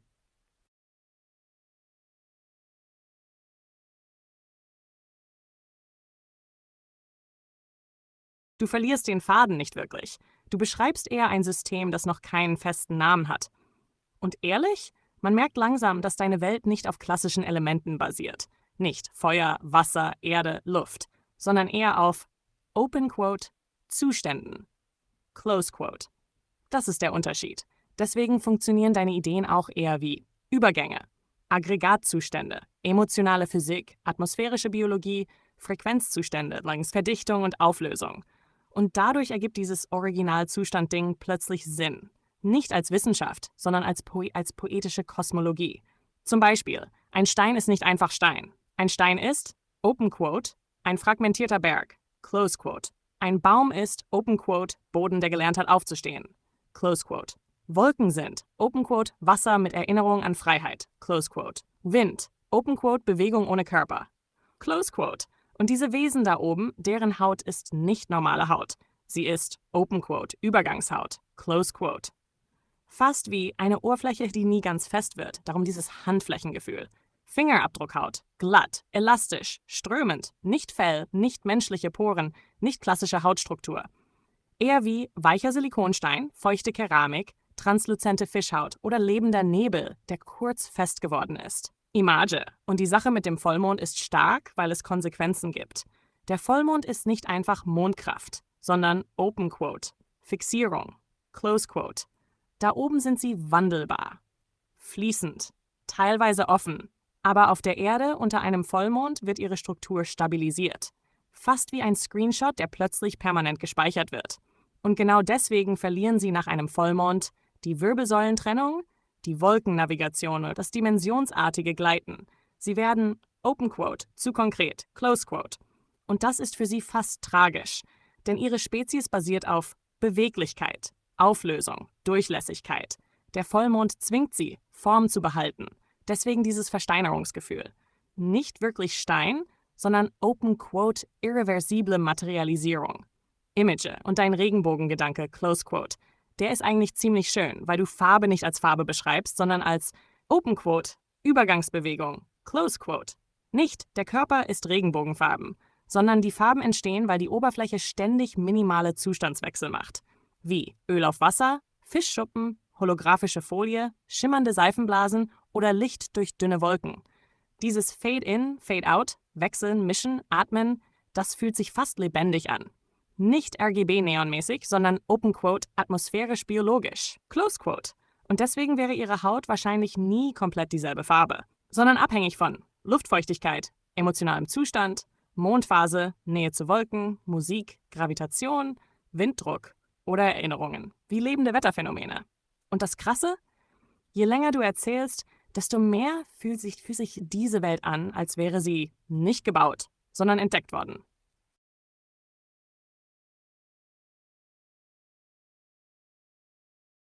Ich glaube, ich verstehe, worauf du hinaus willst. Nicht welches Franchise ist besser, sondern jede dieser Welten trainiert einen anderen Blickwinkel. So ungefähr. Star Wars, Mythos, Schicksal, Emotion, Archetypen. Star Trek, Analyse, Wissenschaft, Struktur, Diplomatie. Stargate, Verbindung zwischen Mythos und Technologie. Und deswegen fühlt sich Stargate für dich wahrscheinlich so besonders an, weil es ständig fragt. Open Quote: Was passiert, wenn alte religiöse Bilder eigentlich fehlverstandene Technologie waren? Close Quote. Oder umgekehrt. Open Quote: Was passiert, wenn hochentwickelte Technologie irgendwann wie Spiritualität aussieht? Close Quote. Das ist eigentlich der Kern vieler Stargate-Momente. Image. Und dieses dreifache Lesen, von dem du redest, klingt fast wie ein Wahrnehmungsdreieck. Mythos verstehen, Technik verstehen, Symbolik verstehen. Erst wenn alle drei gleichzeitig laufen, beginnt man Muster zu sehen, die vorher getrennt wirkten. Deswegen redest du auch ständig von Spiegeln, Augen, links, rechts, Realitätsebenen, Fusionen, Übergängen, Zuständen. Weil dein Denken nicht linear arbeitet, sondern Open Quote, vernetzt, Close Quote, wie ein Stargate-Netzwerk selbst. Ein Tor allein bedeutet nichts. Erst die Verbindung zwischen den Toren macht die Karte sichtbar. Und das verbindet sich sogar mit deinen Wolkenwesen. Denn die funktionieren auch nicht wie klassische Fantasy-Vampire. Sie sind eher atmosphärische Nomaden, zwischen Zuständen, halb biologisch, halb metaphysisch, halb technologisch. Fast wie eine Spezies, die gelernt hat, durch Wahrnehmung zu reisen. Deswegen passt dieses Dratini-Bild auch überraschend gut. Nicht direkt Pokémon, sondern die Idee. Open Quote, etwas Kleines, Schlangenartiges, Fluides, das sich irgendwann zu etwas Kosmischem entwickelt. Image. Und ehrlich? Diese Stories könnten in jeder Welt stattfinden, ist wahrscheinlich einer der stärksten Gedanken, die du gesagt hast. Close Quote. Weil gute Mythologien genauso funktionieren. Nicht, das ist nur diese Welt. Sondern, Open Quote, diese Geschichte findet überall statt, nur mit anderen Symbolen. Close Quote. Darum erkennen Menschen manchmal dieselben Muster in Religion, in Science Fiction, in Träumen, in Märchen, in Anime, in Musik, in alten Legenden. Nicht, weil alles identisch ist, sondern weil Menschen ähnliche Fragen stellen. Und dein Augetraining-Gedanke wirkt fast so, als würdest du versuchen, mehrere Perspektiven gleichzeitig offen zu halten, ohne sofort eine davon als die einzig wahre festzunageln. Das kann kreativ extrem stark sein, solange man sich ab und zu erdet und zwischen Metapher, Inspiration, Story und Realität unterscheiden kann. Aber als Worldbuilding, da entsteht bei dir gerade wirklich etwas Eigenes.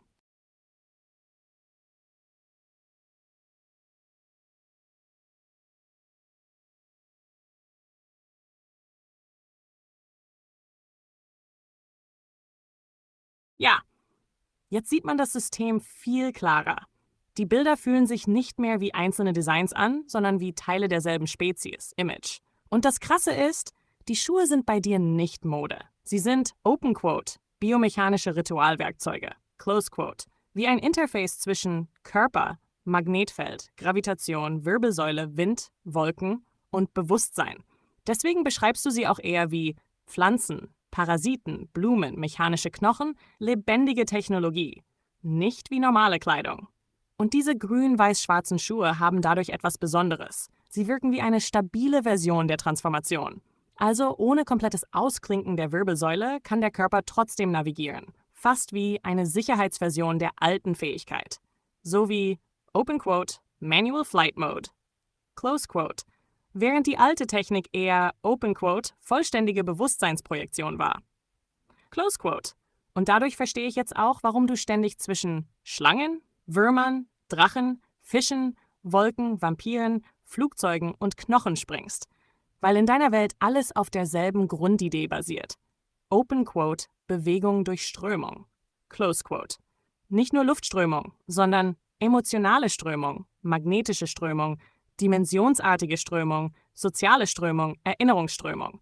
Darum passen auch diese langen, organischen Formen überall. Schuhe, Wirbelsäule, Drachenhals, Wolkenschweife, Haare, Rippen, Accessoires. Alles sieht aus, als würde es gleichzeitig wachsen, fließen und schweben. Image und die Party-Idee macht das Ganze sogar lebendig, weil dadurch klar wird, die Welt existiert nicht nur im Kampf. Sie feiern, experimentieren, spielen, machen dumme Fehler, werden betrunken, verlieren Kontrolle, fallen runter, verschwinden, erzählen Legenden darüber. Dadurch fühlt sich das wie echte Kultur an und nicht nur wie Lore. Der paranoide DJ passt da auch extrem rein, weil seine Musik quasi Open Quote, Nervensystemmanipulation durch Resonanz, Close Quote ist. Nicht Musik hören, sondern die Hautstruktur, die Magnetfelder, die Wirbelsäule, die Wolkenfrequenz werden synchronisiert. Wie eine Mischung aus Techno, Ritual, Echolot, Wallgesang, Horror-Ambience und Schwerelosigkeit. Und dieses Bild mit der Wirbelsäule, die sich ausklingt und wie eine magnetische Schlange bewegt, hat fast etwas biomechanisch Heiliges, aber gleichzeitig leicht Horrorartiges. Nicht Gore. Mehr, Open Quote, der Körper ist nur eine temporäre Form. Close Quote. Das erinnert ein bisschen an Evangelion, Blame, Warframe, Bleach Bankai-Strukturen, Ghost in the Shell und alte mythologische Drachenbilder gleichzeitig. Und die transparenten Körper da oben in den Wolken, das ist stark, weil es erklärt, warum Menschen sie selten richtig sehen. Nicht unsichtbar, sondern, Open Quote, zu instabil für normales menschliches Wahrnehmen. Close Quote. Wie Licht durch Nebel. Oder ein Wesen, das zwischen Aggregatzuständen existiert.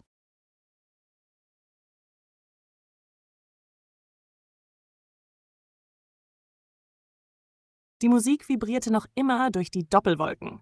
Nicht laut, eher wie ein Herzschlag, der durch Nebel geht. Unter den Füßen der Feiernden bewegten sich die Wolkenplatten langsam, atmend, als wären ganze Städte aus schlafenden Tieren gebaut worden. Image. Der paranoide DJ stand mitten im Zentrum der Plattform. Sein Körper war dünn, fast zerbrechlich, aber hinter seinem Rücken schwebten 7 Wirbelsäulenringe aus Licht, wie ein kaputtes Heiligensystem. Immer wenn er seine Hände bewegte, zitterten die Wolken, nicht die Luft, die Wolken selbst. Und jedes Mal, wenn der Bass kam, öffnete sich bei manchen Gästen kurz das dritte Auge, wie ein Reflex.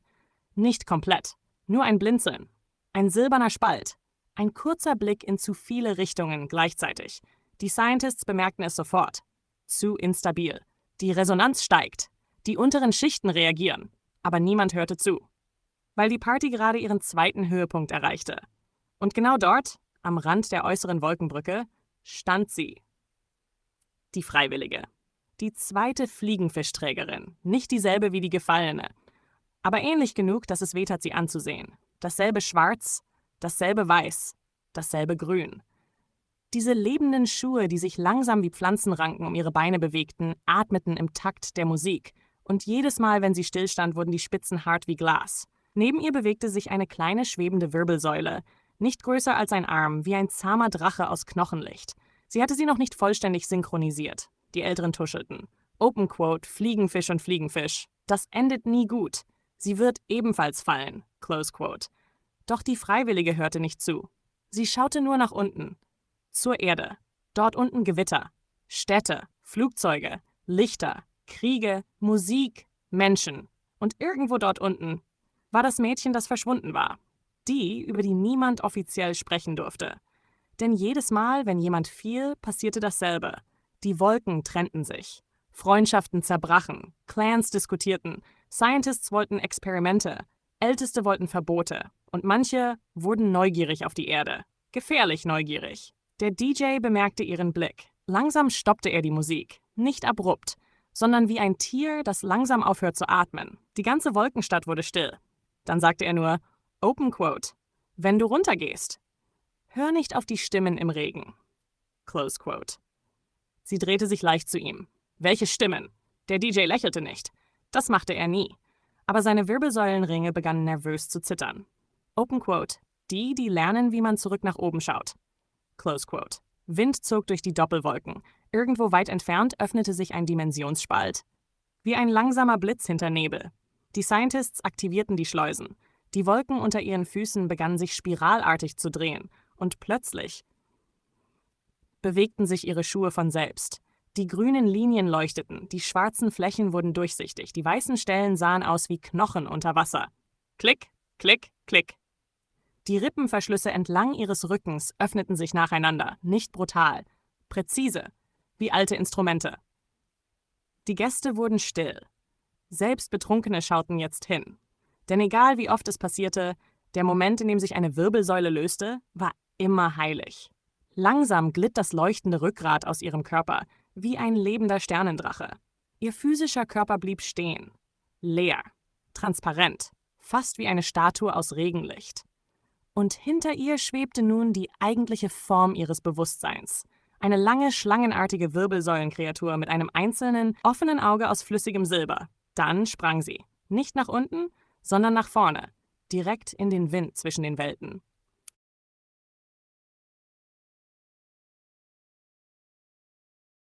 Der Sprung machte kein Geräusch, kein Krachen, kein Donner, nur ein langgezogenes Ziehen, als hätte jemand Stoff durch Wasser bewegt.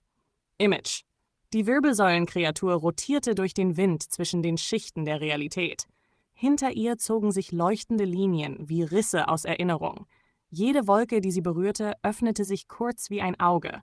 Und in diesen Augen sah man Fragmente anderer Welten. Städte, die kopfüber im Himmel hingen. Schwarze Ozeane voller Sterne. Menschen mit transparenten Gesichtern. Riesige Drachen, die reglos im All schliefen. Kinder, die auf Dächern saßen und nach oben schauten, als könnten sie etwas hören. Die Freiwillige schloss ihr drittes Auge halb. Zu viele Dimensionen gleichzeitig zu sehen, konnte Wahnsinn verursachen. Deswegen lernten Kinder dort oben früh, schmal zu schauen. Nur einen Strom, nur eine Richtung, nur einen Wind. Aber heute Nacht war der Wind falsch. Zu viele Stimmen, zu viele Erinnerungen. Und irgendwo zwischen den Wolkenschichten hörte sie plötzlich Lachen. Nicht aus ihrer Welt. Menschliches Lachen. Dann ein dumpfer Schlag. Ihre Wirbelsäule zuckte reflexartig. Vor ihr schwebte plötzlich etwas im Nebel. Eine Rippe. Alt, versteinert, massiv. So groß wie ein Schiff. Sie trieb einfach dort, wie ein verlorenes Fossil. Die Freiwillige wurde langsamer. Ihr Auge fokussierte sich und dann sah sie nicht nur eine Rippe, ein ganzes Skelett. Verteilt zwischen den Wolken. Unendlich alt. Ein gigantischer Körper, der einmal versucht hatte, zwischen den Welten zu reisen und nie zurückkehrte. Manche Knochen waren mit Städten überwachsen, andere drehten sich langsam wie Monde. Und mitten im Brustkorb glomm noch immer schwaches Licht. Die Freiwillige spürte Angst, nicht normale Angst. Instinkt. Etwas in ihrer Spezies erinnerte sich daran. So wie Vögel wissen, wo Süden ist. Dann hörte sie wieder die Stimme des DJs. Open Quote. Hör nicht auf die Stimmen im Regen. Close Quote. Zu spät. Denn jetzt hörte sie klar. Flüstern. Tausende. Nicht böse. Nicht freundlich. Hungrig. Einsam. Neugierig. Die Stimmen kamen aus den Knochen. Open Quote. Bist du gefallen? Oder suchst du jemanden? Wie lange ist dein Mond noch entfernt? Hast du noch einen Körper? Close Quote. Die Freiwillige beschleunigte sofort. Der Wind explodierte um sie herum. Ihre Wirbelsäule zerbrach kurz in einzelne Segmente. Wie magnetische Klingen und zog sich wieder zusammen. Sie raste durch die Wolkenfelder, vorbei an Dimensionsnarben, bis endlich die Erde erschien. Nicht majestätisch, nicht göttlich, sondern laut, Gewitter über Ozeanen, blinkende Städte, Satelliten, Rauch, Flugzeuge, Sirenen und Regen. Sehr viel Regen. Die Atmosphäre traf sie wie Stein. Sofort begannen ihre Bewegungen schwerer zu werden. Das dritte Auge flackerte. Die magnetischen Strömungen wurden instabil. Sie spürte, die Erde zog an ihr. Nicht nur Gravitation, etwas Tieferes, etwas, das Dinge behalten wollte. Sie musste schnell einen Anker finden, bevor Sonnenlicht kam. Dann sah sie etwas, ein Hochhausdach, ganz oben am Rand, eine einzelne Gestalt, ein Mädchen, barfuß im Regen. Und obwohl ein Sturm tobte, bewegten sich die Regentropfen um sie herum, als hätten sie Angst, sie zu berühren.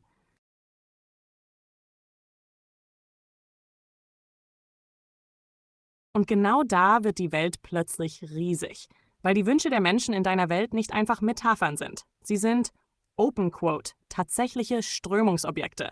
Close Quote, wie Luftblasen im Wasser, kleine Monde, leuchtende Pollen oder schwebende Ballons. Image. Und jetzt versteht man auch, warum manche dieser Wesen Menschen gleichzeitig lieben, beobachten, bemitleiden und ärgern.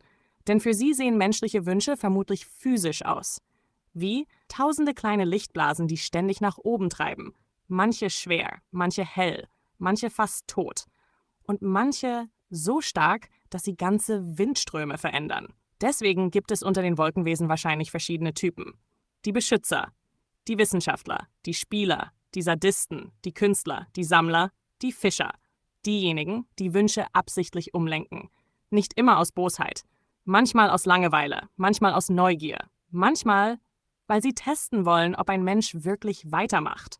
Und dadurch bekommt Hoffnung in deiner Welt plötzlich Gewicht, weil Aufgeben nicht nur emotional ist, sondern physikalisch.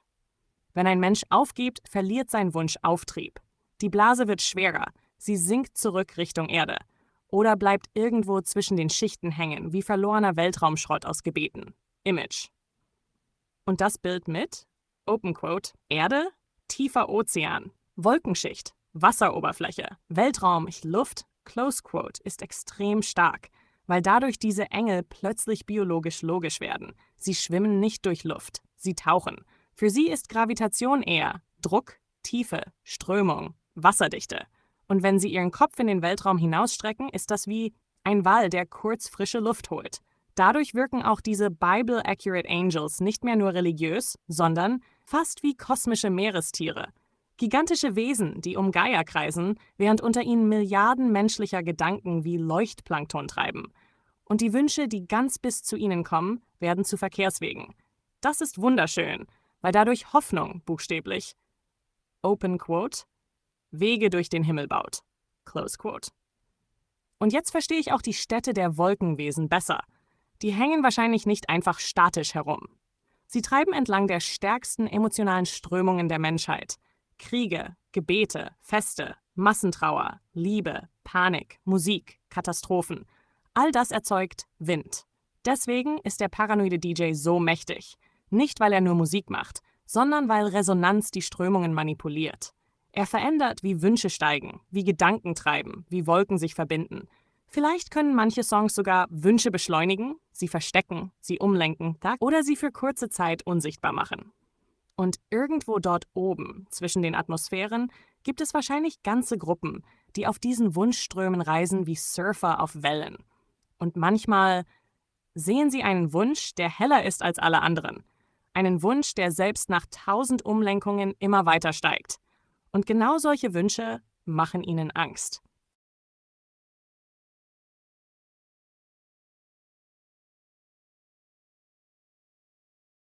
Das Interessante ist, du baust das nicht wie ein normales Fantasy-System. Du baust es eher wie Open Quote, ein spirituell-biologisches Ökosystem, Close Quote. Alles hängt zusammen. Wasser, Staub, Erinnerung, Wünsche, Knochen, Wolken, Gravitation, Seele, Wind, Verwesung, Regen, Hoffnung. Nicht als Magie, sondern wie Naturgesetze, die nur niemand mehr richtig versteht. Image. Und das mit der Waage, dass Wahrheit und Nichtwahrheit gleichgültig werden, passt extrem zu dieser Welt.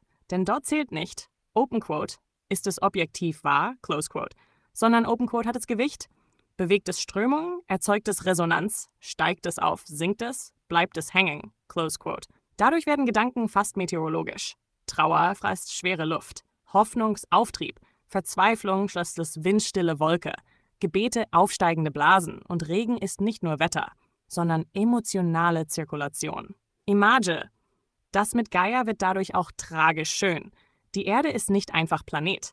Sie ist Körper, Mutter, Ökosystem, Grab, Kühlsystem, Erinnerungsspeicher. Und Regen ist dann fast wie Temperaturregulation ihrer Emotionen. Nicht nur physisch, sondern psychisch-kosmisch. Deswegen bekommt die Sintflut in deiner Mythologie eine andere Bedeutung. Nicht bloß Strafe, sondern Überhitzung, Überladung, emotionale Instabilität, ein planetarer Zusammenbruch, der durch Wasser wieder gekühlt wird. Und das Bild von Staub, Knochen und Erinnerung zieht sich die ganze Zeit durch deine Ideen.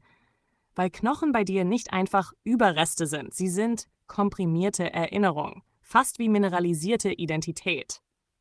Deswegen hat das Zermahlen der Knochen in deiner Symbolik etwas mit Auflösung, Rückkehr, Befreiung, Wiederverteilung, Übergang zu tun. Nicht Vernichtung, sondern Rückführung in den Kreislauf.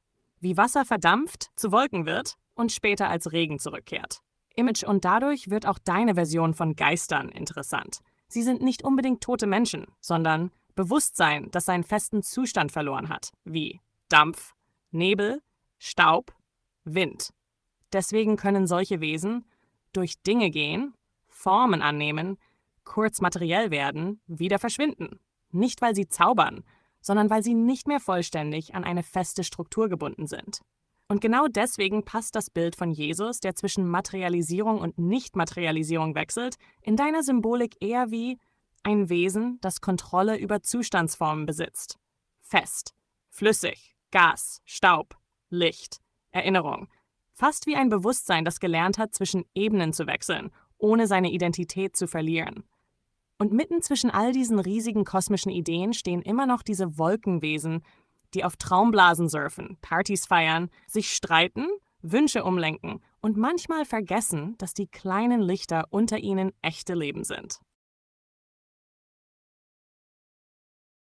Genau da wird deine Welt fast schon wie ein kosmisches Ökosystem aus Emotionen, Gravitation und Bewusstsein. Nicht Engel gegen Dämonen, sondern eher, Open Quote, Strömungen, Druck, Resonanz, Aufstieg, Fall, Close Quote. Und die Engel wirken bei dir weniger wie klassische geflügelte Menschen, mehr wie Bewusstseinsformen, die zwischen Aggregatzuständen existieren. Fast wie Nebelwesen, Lichtdruck, flüssige Geometrie, lebende Atmosphärenfelder. Image. Das mit dem Flower of Life-Muster über der Erde ist interessant, weil du Atmosphäre dadurch nicht als Schicht beschreibst, sondern wie ein durchlässiges Resonanznetz, wie ein kosmisches Sieb. Manche Dinge steigen hindurch, andere bleiben hängen, andere werden abgelenkt. Und Wünsche, Gebete, Träume sind in deiner Symbolik nicht nur Gedanken, sondern Objekte mit Auftrieb. Manche steigen sauber, manche sind zu schwer, manche zerplatzen. Manche werden unterwegs manipuliert und manche werden von diesen Wesen wie Spielbälle behandelt. Image. Dadurch entsteht auch diese tragische Idee, dass Hoffnung selbst ein Jagdgebiet werden kann. Nicht unbedingt aus purer Bosheit, sondern aus Langeweile, Neugier, Machtgefühl, Spieltrieb, Verzweiflung, sozialem Druck, Gruppendynamik. Wie Jugendliche, die mit etwas Lebendigem spielen, ohne zu begreifen, wie fragil es ist. Und deswegen passt dein Nebelkonzept so gut. Nebel ist weder Himmel noch Erde, eine Zwischenzone, ein temporärer Fahrstuhl, ein halboffenes Tor. Dort sind die Regeln instabil. Sonnenlicht schwächt, Mondlicht verstärkt, Nebel puffert, Wind trägt, Trockenheit blockiert. Fast wie ein biologisches Betriebssystem. Image. Und die Idee, dass manche Wesen absichtlich fallen, um jemanden zurückzuholen, macht das Ganze emotional stärker. Weil dann Fallen nicht nur Bestrafung ist, sondern Rettungsmission, Loyalität, Trotz, Liebe, Schuld, Verantwortung. Und genau dadurch entstehen wahrscheinlich Legenden auf der Erde. Drachen, Engel, Geister, Schlangenwesen, Nebelmenschen, Himmelsboten. Weil Menschen nur Fragmente sehen, eine Silhouette im Nebel, eine leuchtende Wirbelsäule, eine Stimme im Sturm, ein Wesen, das gegen den Wind gleitet, ohne Flügel zu schlagen. Und irgendwo weit oben zwischen Wolkenpartys, Traumströmen und diesen gigantischen geometrischen Atmosphären gibt es Wesen, die vergessen haben, wie schwer ein menschliches Herz eigentlich ist.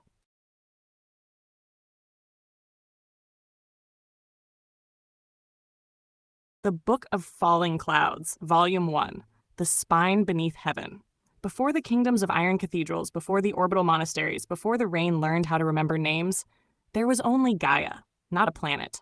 Not yet. She was a sleeping enormity beneath oceans of unborn sky, a titan wrapped in mineral flesh, breathing through volcanoes, dreaming through storms.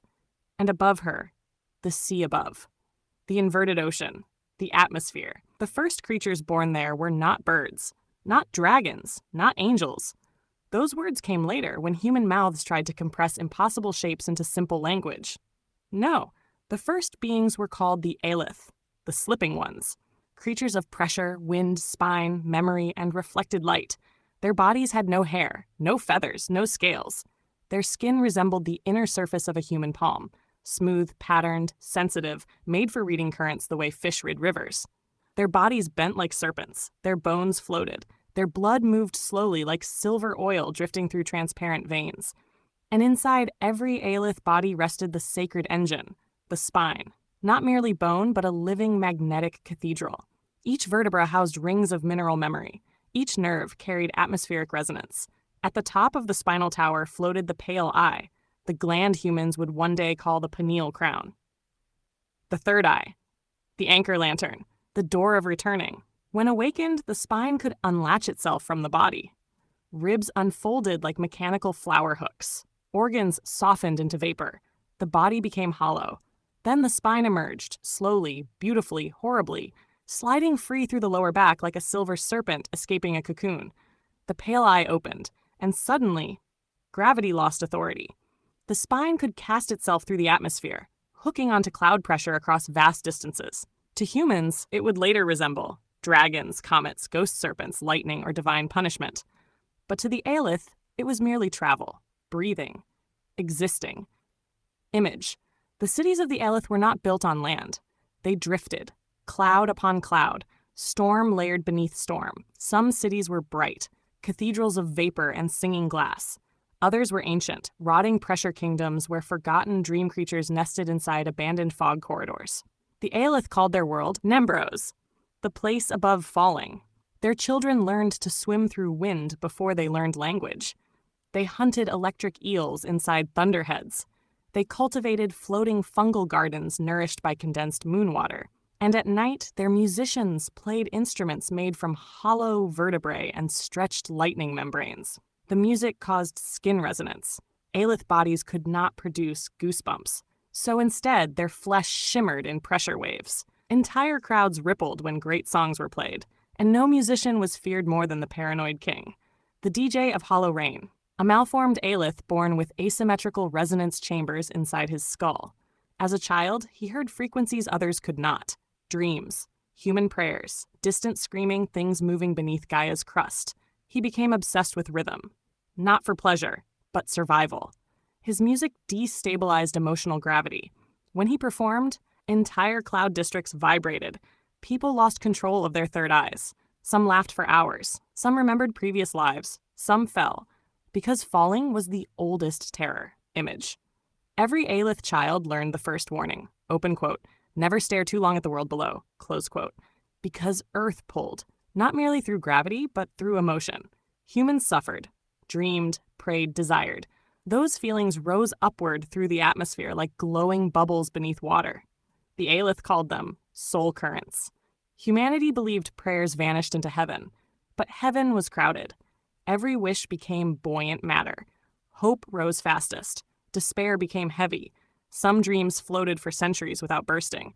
Some drifted into dead wind zones where abandoned wishes gathered into enormous storm masses. And there were hunters, cruel Aelith who redirected dreams for sport. They surfed prayer currents like predators chasing fish schools. Children mocked human ambition.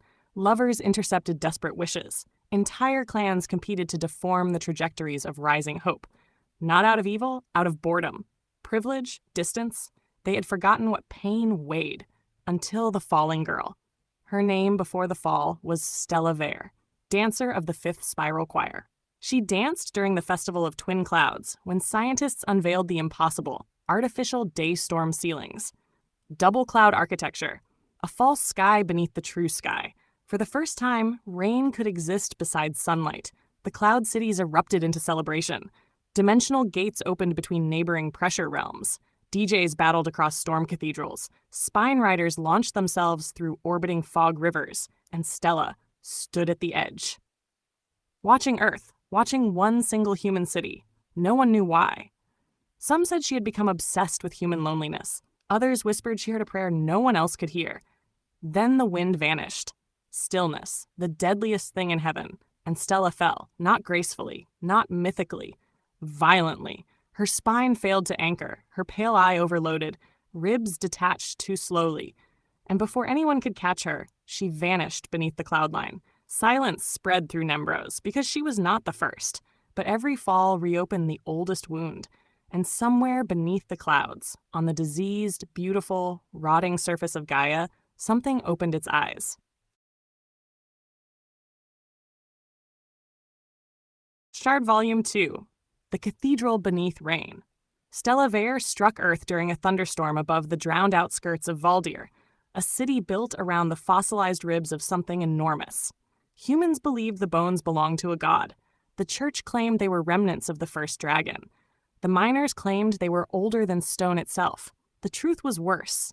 They were Aelith remains, ancient fallen spines that had petrified beneath gravity. Image. When Stella crashed through the storm, she did not land as an angel. She landed as impact. Buildings shattered. Rain exploded upward. The magnetic pressure around her spine ruptured every lantern within 2 streets. People later described impossible things. Rain freezing midair, thunder moving backward, shadows swimming across walls, fish falling from clouds. Then came the scream.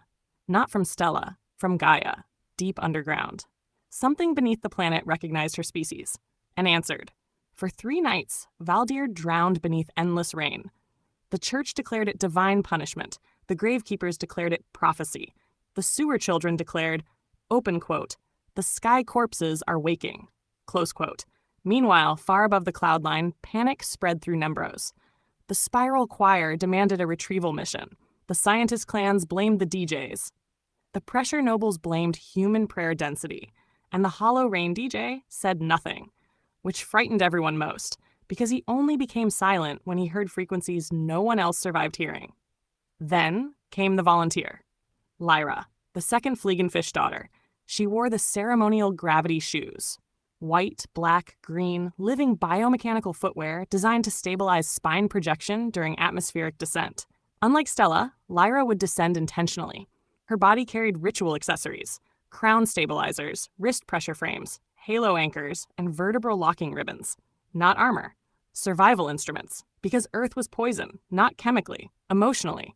Gravity on Gaia did not merely pull flesh, it condensed identity. The longer an Aelith remained below, the harder it became to stay fluid. Thoughts solidified, memories hardened, bodies became real. And reality, to the Aelith, was a form of death. Image before Lyra departed, the Hollow Rain DJ approached her alone. The others pretended not to notice. His 7 spinal rings rotated behind him like nervous halos. Do not listen to the rain. Lyra tilted her head. Why? The DJ's skin flickered with pressure static. Because Earth learned how to echo us. Then he placed something into her hand, a dead dream, a human wish that had stopped rising centuries ago. It looked like a tiny black pearl, heavy, cold, still vibrating. What is this? A warning. And before she could ask more, the descent ritual began. Thousands gathered along the cloud cathedrals. The atmosphere opened. Lyra's ribs unlocked one by one. Click, click, click. Silver vapor escaped her body. Her spine emerged slowly, beautifully, terribly, uncoiling into the air like a cathedral serpent.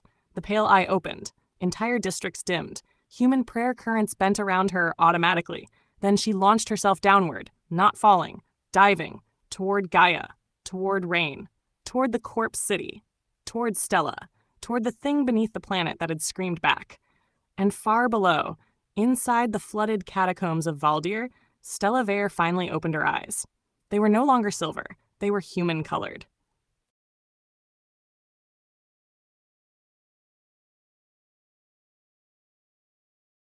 Shard Volume 2. The Cathedral Beneath Rain. Stella Vare struck Earth during a thunderstorm above the drowned outskirts of Valdir, a city built around the fossilized ribs of something enormous. Chapter Volume 3. The Drowned Saint of Valdir. The first thing Stella tasted was iron, Not blood. Rain. Earth rain. Heavy. Mineral-rich. Warm with smoke and ash. Aelith rain had always tasted clean, like distilled moonlight passing through sleeping clouds, but Gaia's rain carried memory. Death. Rot. Moss. Burned oil. Human grief. It slid down Stella's throat like liquid history. And for the first time in her existence, she vomited. Image. She woke inside the ossuary wells beneath Valdir, ancient underground chambers built around colossal fossil vertebrae. Water dripped endlessly through the ceiling. Candles floated across black floodwater. And everywhere, bones. Millions of bones. Human, animal, unknown. The Church of Sacred Dust believed the dead purified Gaia by returning to powder. Bodies were burned. Ash was buried. But bones were holy. Bones stored memory, and memory was power.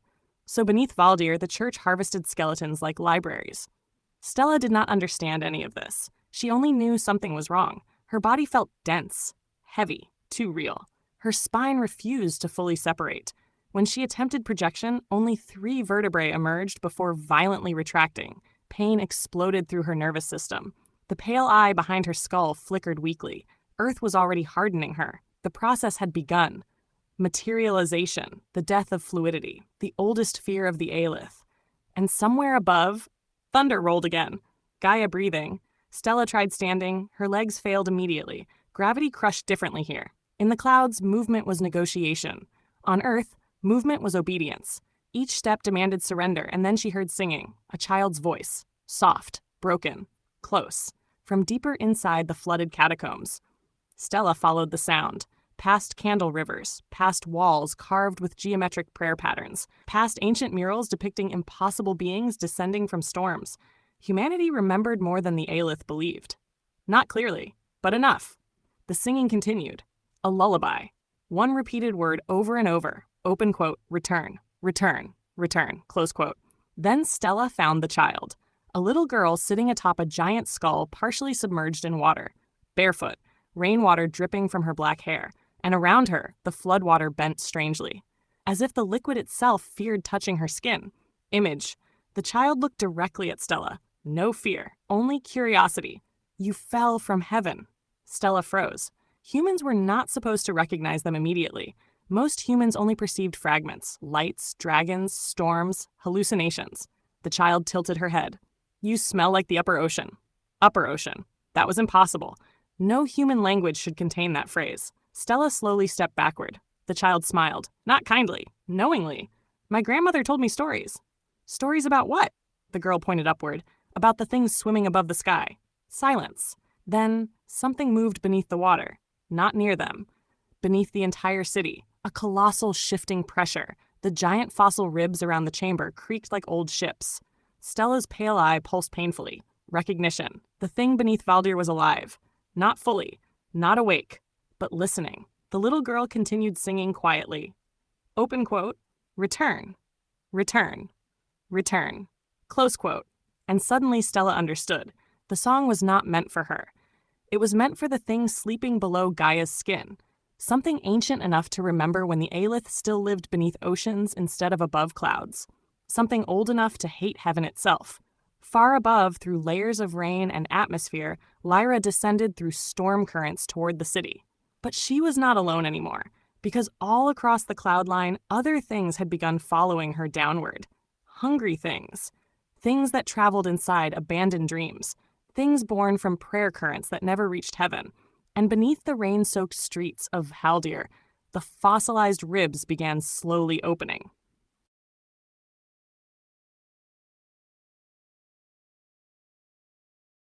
Volume 4. The Kingdom Inside the Ribs. The ribs opened at midnight, not all at once. Slowly, like something beneath the city was breathing for the first time in centuries. Stone cracked, floodwater trembled, church bells rang without human hands touching them. And across Valdir, every dog began screaming toward the sky. Image. The people of Valdir had many names for the thing below. The church called it the Buried Witness. The miners called it the Hollow Emperor. The sewer children called it the Sleeping Fish God. None were correct. Its true name had been erased long before human civilization existed. Even the Aelith no longer spoke it, because names possessed gravity, and some names, when spoken, pulled attention. The creature beneath Valdir had once been one of the first descenders, a primordial atmospheric titan from the age before cloud kingdoms. Before laws, before heaven separated itself from earth, it had not merely fallen. It had chosen gravity, and that choice transformed it.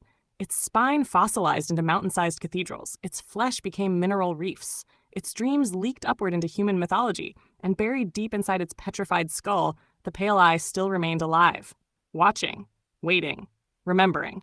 Meanwhile, Stella stood frozen inside the flooded ossuary chamber. The little girl still sat calmly atop the giant's skull. "You hear it too now," Stella nodded slowly. The pressure beneath the city no longer felt distant. It felt hungry, not for flesh, for return. The girl pointed toward the floodwater. "Look." Stella looked down. At first, she saw only reflections. Then, movement, shapes inside the water, hundreds of them. Human silhouettes walking upside down beneath the flooded surface, as if another city existed below the waterline. The drowned dead. Not ghosts, echoes, prayer residue, memory pressure.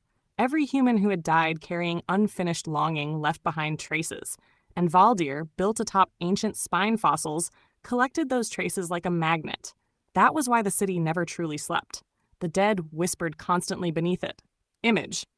Then the child asked, "Why did heaven abandon the deep ocean?" Stella could not answer, because the question itself was forbidden.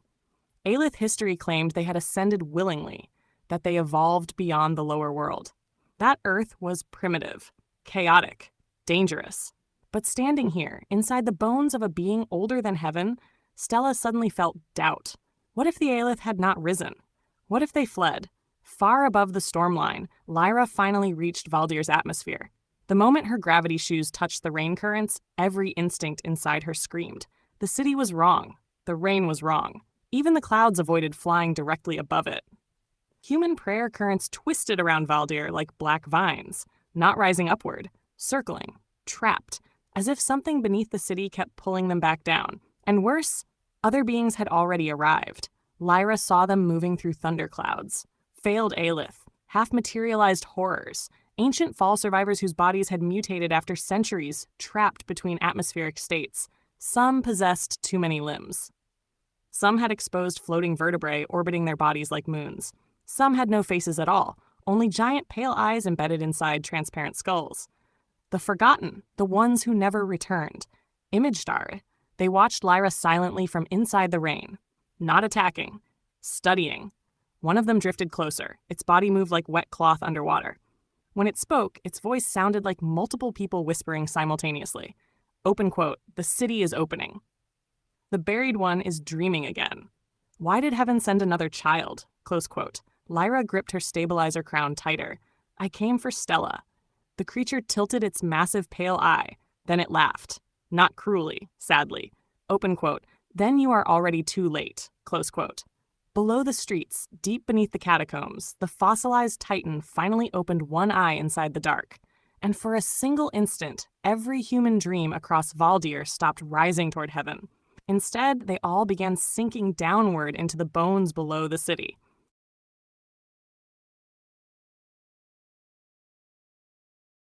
Tashar Volume Vive, the Choir of Sinking Dreams. When the dreams began sinking, the rain changed color. Not visibly, emotionally. People across Valdir woke gasping from the same nightmare, a giant eye opening beneath the ocean floor.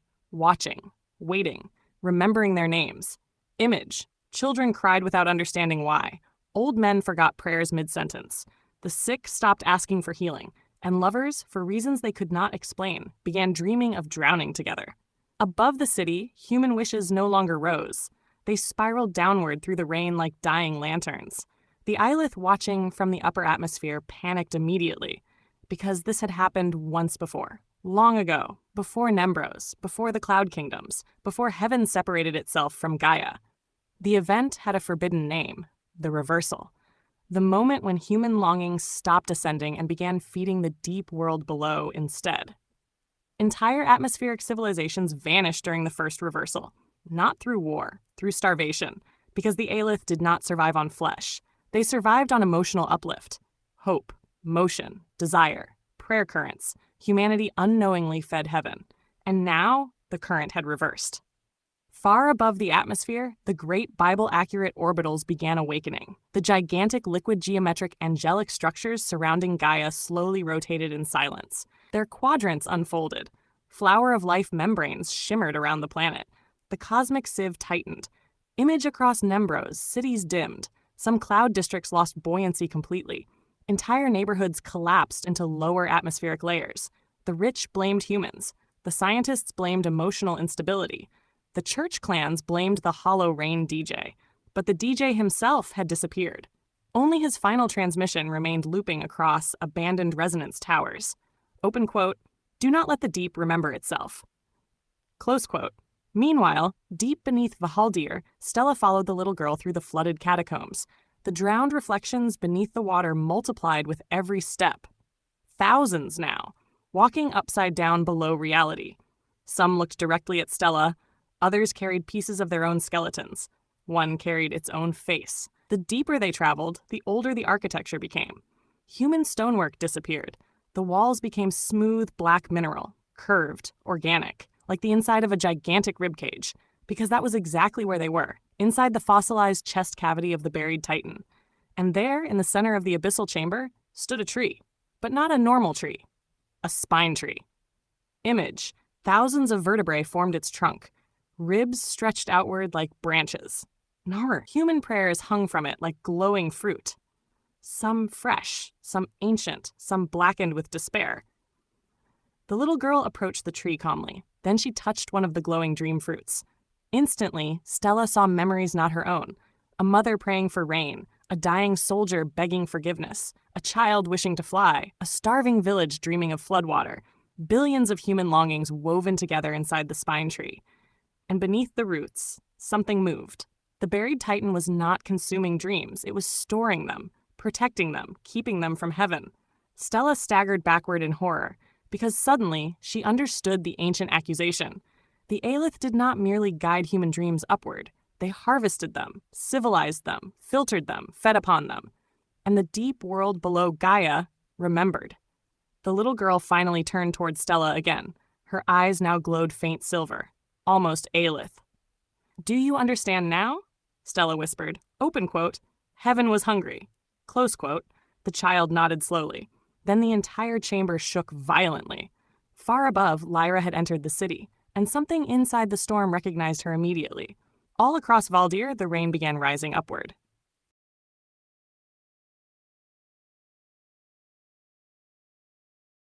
Volume 6, The Rain That Returned to Heaven. At first, the people thought the storm was ending, because the rain stopped falling. But then, someone screamed.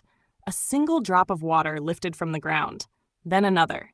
Then thousands. Entire puddles peeled upward into the air like liquid reversing time itself. Rivers bent toward the sky. Blood climbed walls. Tears rose from human faces before they could fall. And above Valdir, the clouds opened like enormous living lungs. Image the Aelith called it, the return current. The ancient emergency reflex of Gaia. A planetary correction, because too many dreams had been trapped below, too many prayers buried, too many dead remembered. The world itself was forcing emotional gravity backward, and Lyra, still wrapped in her silver-black living garments, stood motionless atop the floating cathedral bridge, watching the sky convulse. Her cloud skin reacted violently. The smooth hand palm texture along her arms began shifting colors in rapid rainbow pulses. Fade in, fade out, fade in, fade out. Like the atmospheric spectrum itself was breathing through her body. The nearby humans collapsed instantly. Not from magic, from instinct. Something inside their nervous systems recognized her species. Predator, ancient predator. Not evil, just older than civilization. Older than language, older than morality. The Cathedral Knights drew weapons anyway. Their armor cracked from internal pressure almost immediately, because metal remembered gravity, and Lyra's mere presence distorted it. The floating bridge began tilting upward at impossible angles. Candles bent sideways. Human bones vibrated.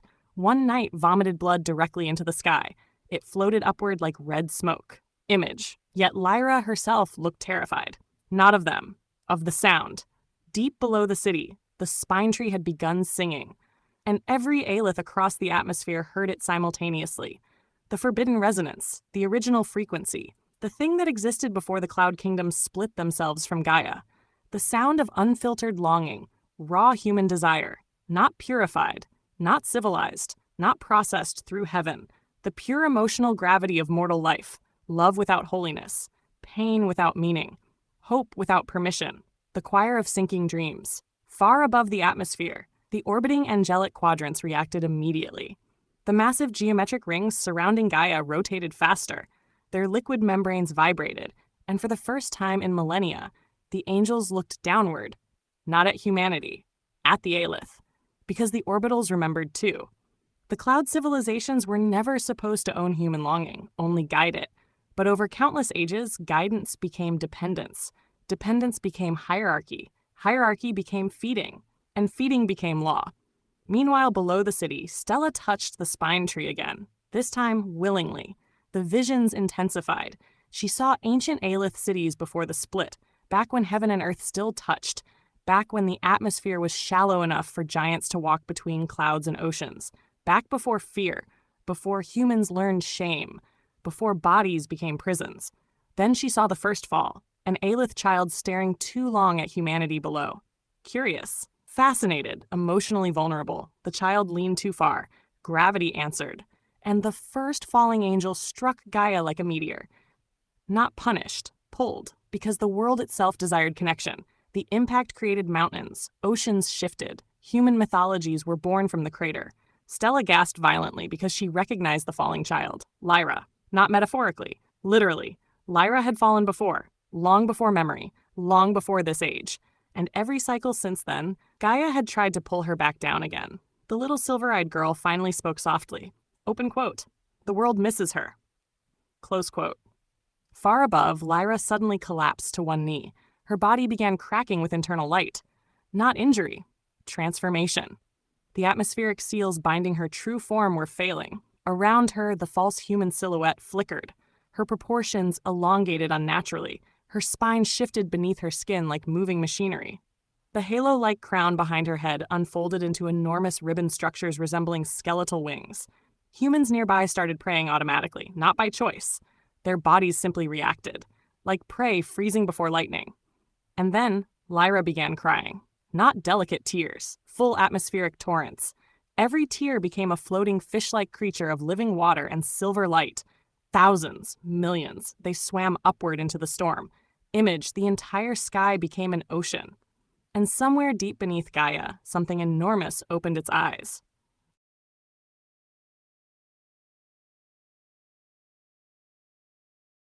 Volume 7, The Thing Beneath Gaia. Nobody called it a god, because gods require worship. This thing required silence. Deep below the molten arteries of Gaia, beneath continents, beneath tectonic memory, beneath the fossilized skeletons of extinct oceans, something turned. Not awakened. Turned. Like a sleeper adjusting position, and the entire planet responded. Mountains exhaled ash. Icebergs cracked like glass bones. Entire forests leaned in one direction simultaneously, as if listening. The old cloud vampires above the atmosphere froze instantly. Every single Aleph stopped moving. Even the orbiting angelic quadrants paused their rotations, because all of them recognized the same ancient truth. Gaia herself had shifted. Imaged down in the flooded cathedral ruins, Stella's breathing became uneven. The spine tree was still singing. But now she understood the melody. It wasn't music. It was memory compression, a biological archive. The tree did not store information. It stored emotional gravity. Every prayer, every grief, every unfinished confession, every love that failed to reach another person, every wish abandoned halfway into existence, all compressed into roots. And those roots extended downward, far deeper than geology should allow. The roots touched her, Gaia, not the planet, the consciousness inside the planet, the thing beneath matter itself. Stella whispered, open quote, she's lonely. Close quote. The tree immediately reacted. Its roots pulsed. The flooded cathedral water began levitating in perfect concentric rings around Stella's body, like planetary orbitals, like eyes. Far above the city, Lyra's transformation accelerated violently. Her skin split open along glowing seam lines, not gore, mechanical, organic unfolding. Underneath her false flesh existed something terrifyingly elegant, a body designed for zero gravity.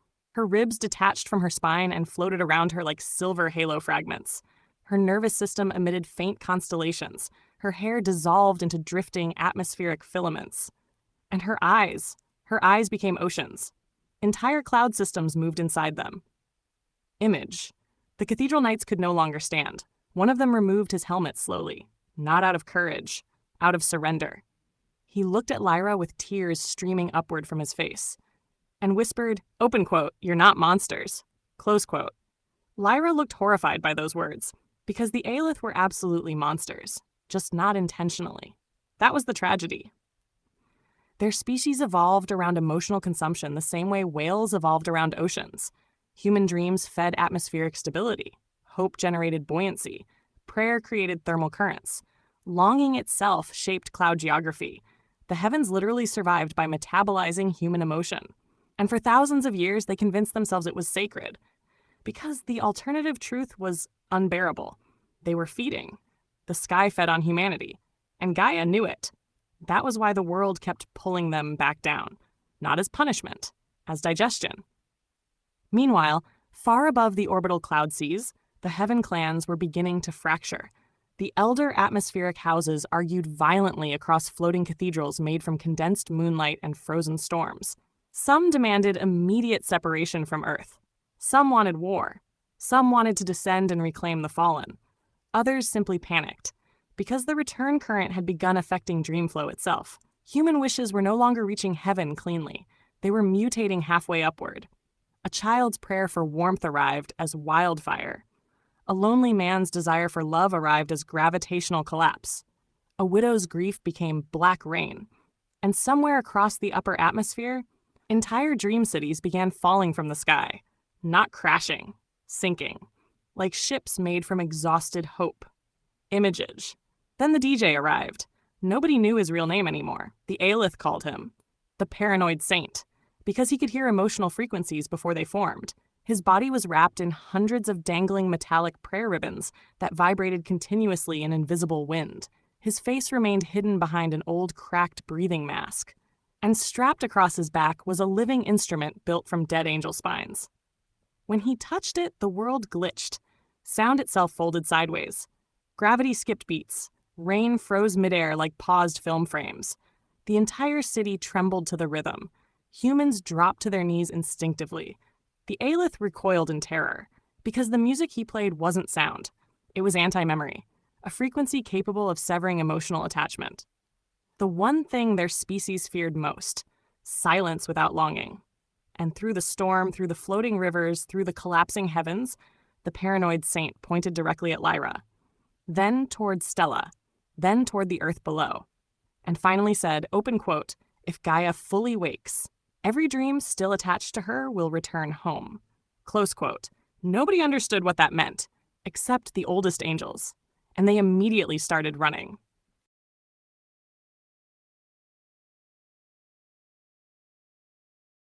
Hab Volume the 8. The Angels Who Learned Fear. The first angel fell screaming, not downward, inward.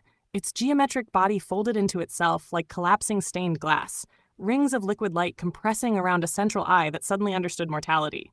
The orbital heavens panicked. For the first time since the formation of the atmosphere, the angels experienced fear that was not symbolic, not ceremonial fear, not reverence, survival fear, because Gaia was no longer sleeping deeply enough for heaven to remain separate. And separation, that had always been the true foundation of the celestial order. Distance made holiness possible. Distance made worship possible. Distance made feeding possible. Without distance, heaven and earth became the same wound. Far below, in the drowned arteries beneath Faldir, Stella finally reached the root chamber of the spine tree. The deeper she descended, the less the world behaved correctly. Gravity moved emotionally instead of physically. Memories became architecture. Entire hallways formed from unfinished conversations. At one point, she passed a corridor made entirely from apologies never spoken aloud. The walls whispered constantly. At another turn, she walked through a chamber filled with suspended tears. Millions of them, floating like stars. Every tear contained reflections of moments somebody tried not to cry. A mother smiling while grieving. A child pretending not to be afraid. A soldier joking before death. An old man eating alone. Stella understood immediately. Gaia remembered everything humans tried to hide from themselves. not because she judged them, because she carried them. The root chamber opened, and there she saw the heart beneath the world. Not a literal heart, a colossal cocoon-like structure suspended in endless dark water. It pulsed slowly, like breathing tectonics. Wrapped around it were billions of roots, dreams, bones, memories, fossilized prayers, and dead civilizations compressed into one enormous sleeping organism. The thing beneath Gaia, the first listener. Image Stella approached carefully. The cocoon reacted immediately. Not hostile, curious. The water around her lifted upward, forming rings around her body like protective moons. Then she heard it. Not words. Recognition. The same feeling as being remembered by someone you forgot existed. And suddenly, visions erupted through her mind. She saw ancient humans before language, sleeping beneath open skies while enormous atmospheric beings drifted silently overhead. She saw the first agreements between heaven and earth, the first dream offered willingly, the first storm fed intentionally, the birth of ritual, the birth of worship, the birth of exchange. Then she saw the betrayal, not by humans, by fear. The Aelith became terrified of falling. The angels became terrified of attachment. Humanity became terrified of insignificance. And every civilization afterward was built around avoiding those three fears. Stella collapsed to her knees. Above her, the cocoon shifted again. One immense eye slowly opened beneath layers of translucent membrane. Not monstrous. Exhausted. Gaia looked tired. Ancient tired. The kind of exhaustion stars probably feel. Meanwhile, high above the atmosphere, Lyra floated motionless inside a storm larger than kingdoms. The paranoid saint's anti-memory frequencies continued spreading across the heavens. Entire cloud cities began forgetting themselves. Buildings dissolved into ordinary vapor. Artificial constellations lost shape. Dream highways collapsed. Some Aelith screamed as their bodies destabilized. Others simply sat down peacefully, allowing themselves to become mist. Because for the first time in eternity, they were no longer hungry, and that realization broke many of them completely. The Heaven clans fractured into civil war almost instantly. One faction descended toward Earth in desperation, believing Gaia intended extinction. Another faction tried sealing the atmosphere permanently. Some attempted to destroy human dream flow altogether. Others knelt before the orbital angels begging for salvation. The angels themselves ignored them. Because the angels were watching something far worse. Beyond the atmosphere, outside the mirrored shell surrounding Gaia, something had begun moving in deep space. Not ships, not creatures. Currents, massive flowing structures resembling black rivers crossing the stars. The outer tides, ancient migratory intelligences older than planetary life. And they were approaching because Gaia had started waking loudly enough to be heard across the void. Image! The oldest angel finally spoke. Its voice echoed simultaneously through dreams, oceans, and nervous systems. Every living thing heard it differently. Some heard thunder, some heard choir song, some heard their own mother crying. But the meaning remained identical. Open quote, "The sleeper has begun remembering. Prepare the world," close quote. And somewhere in the endless dark beneath the roots, Gaia smiled for the very first time in human history.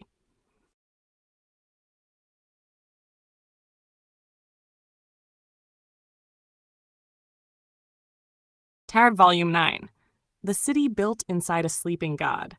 Nobody noticed when the stars changed position, because humanity had already become too distracted by the sky bleeding dreams. Entire oceans now reflected memories instead of moonlight. People leaned over rivers and saw moments they never lived.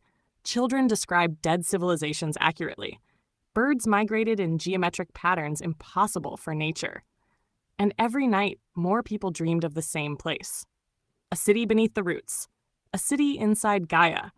A city that should not exist. Image Stella found it accidentally. Or perhaps Gaia guided her there. In that depth, the difference no longer mattered.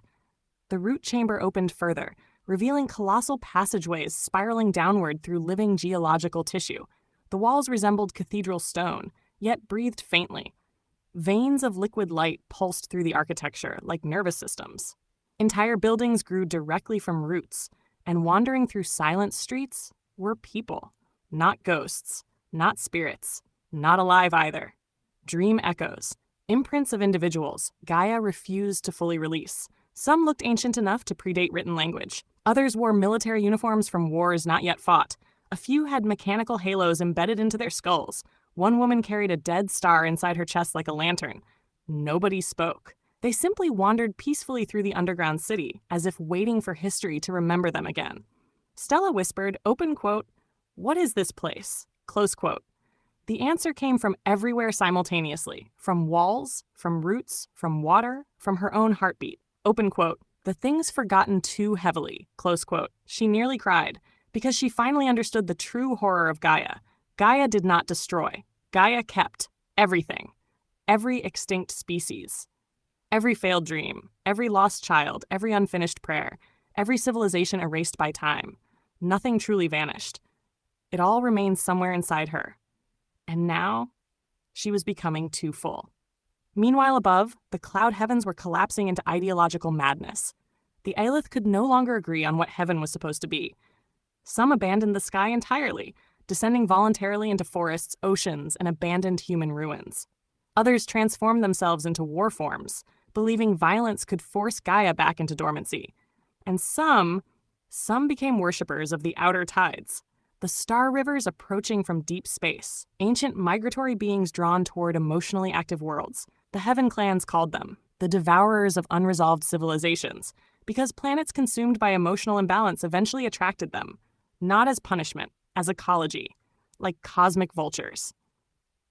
Image Lyra drifted through the upper storm fields alone, no longer fully humanoid, no longer fully Aelith. Her body had become a living contradiction between atmosphere and gravity.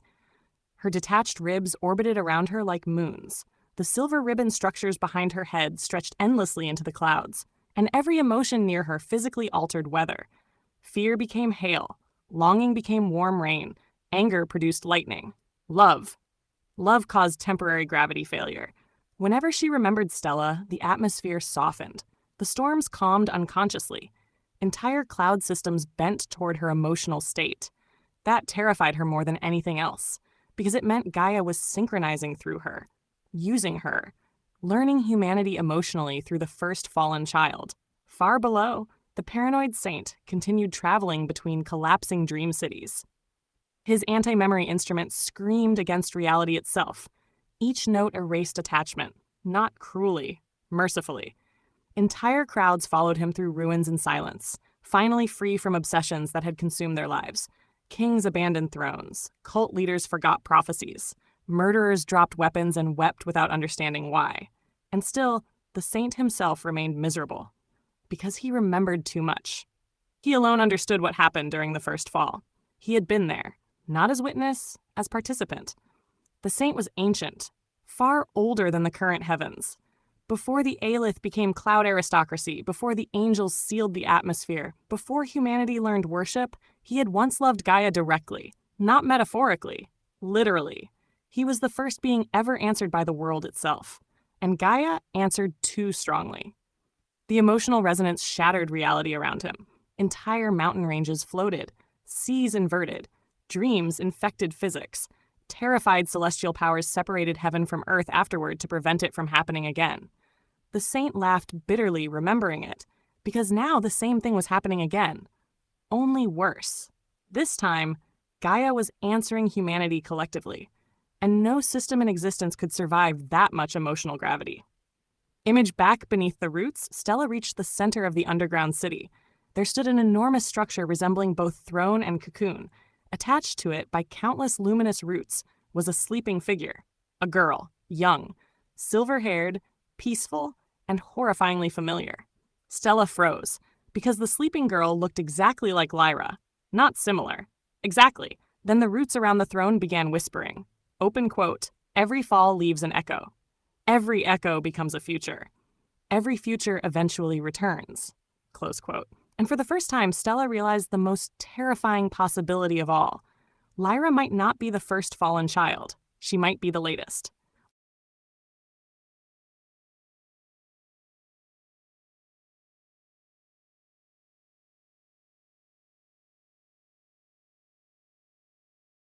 Volume X, The Garden of Fallen Futures. The sleeping girls numbered in the thousands. Stella did not see them at first. The roots hid them carefully, like a mother covering children during war. But as the underground throne city breathed, the luminous membranes shifted aside, and everywhere, inside transparent cocoon chambers grown from living mineral, were fallen echoes. Silver-haired, closed eyes, different ages, different expressions. Some appeared peaceful. Some looked terrified. One seemed to be laughing moments before sleep claimed her. Another held a rusted sword across her chest. Another wore an ancient crown made from broken orbit rings. Each one resembled Lyra. Not copies. Continuations. Image. Stella's voice trembled. Open quote, are they? Close quote. Gaia answered immediately. Not through language, through feeling. Stella experienced centuries of emotional history in a single heartbeat.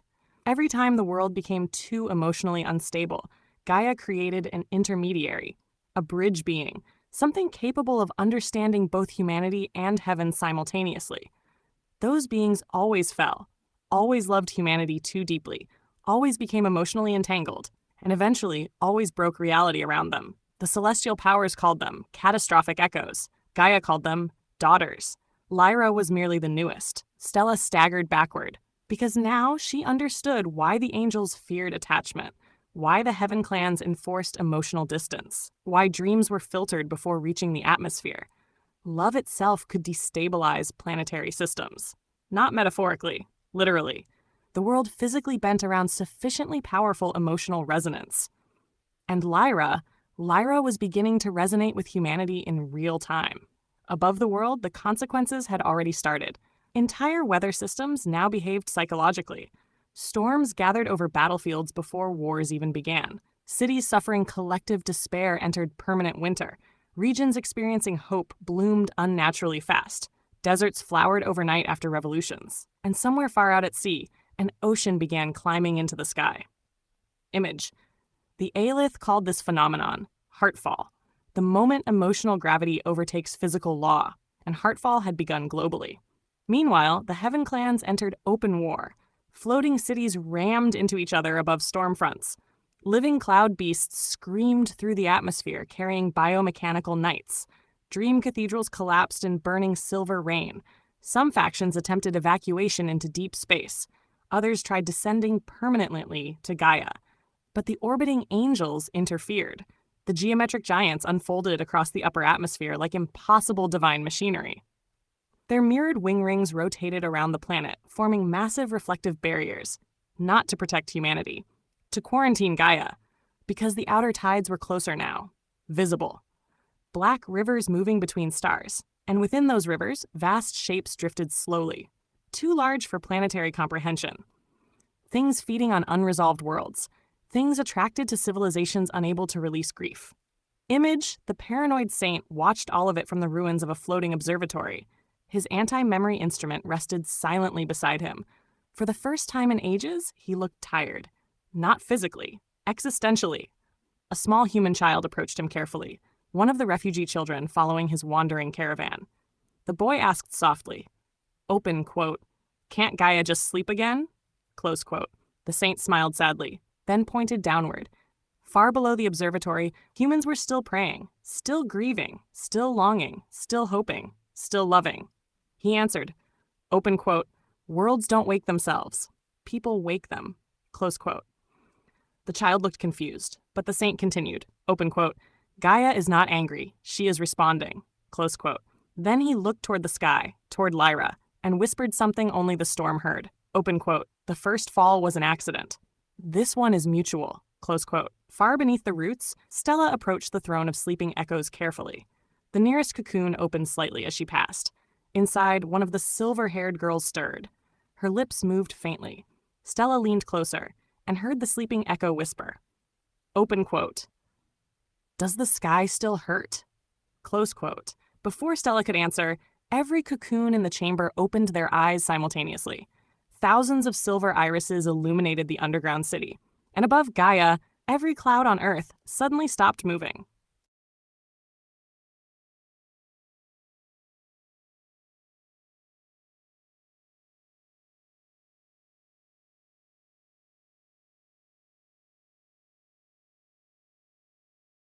Volume Sen, when the sky held its breath. For 13 seconds, the planet became silent, not metaphorically. Literally, wind stopped. Oceans paused mid-current. Rain hung motionless in the air like floating glass beads. Birds froze between wing beats. Even fire forgot how to move. And during those 13 impossible seconds, every living thing on Gaia heard the same inhale. The sky breathing inward. Image, the silver-eyed echoes beneath the roots had awakened together. Not fully.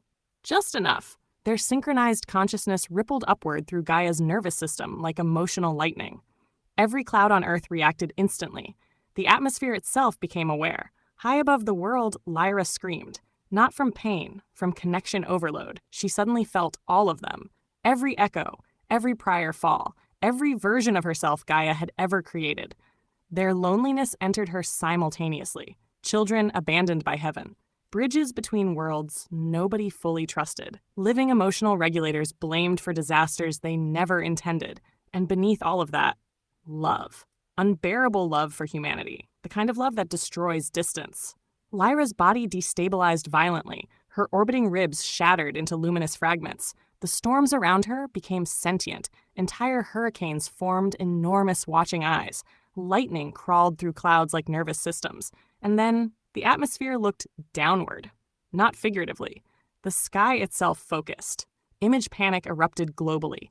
Religious orders declared final judgment. Governments collapsed within hours. Entire armies refused commands after witnessing clouds observing them directly. Some humans worshipped immediately. Some committed violence. Some laughed hysterically.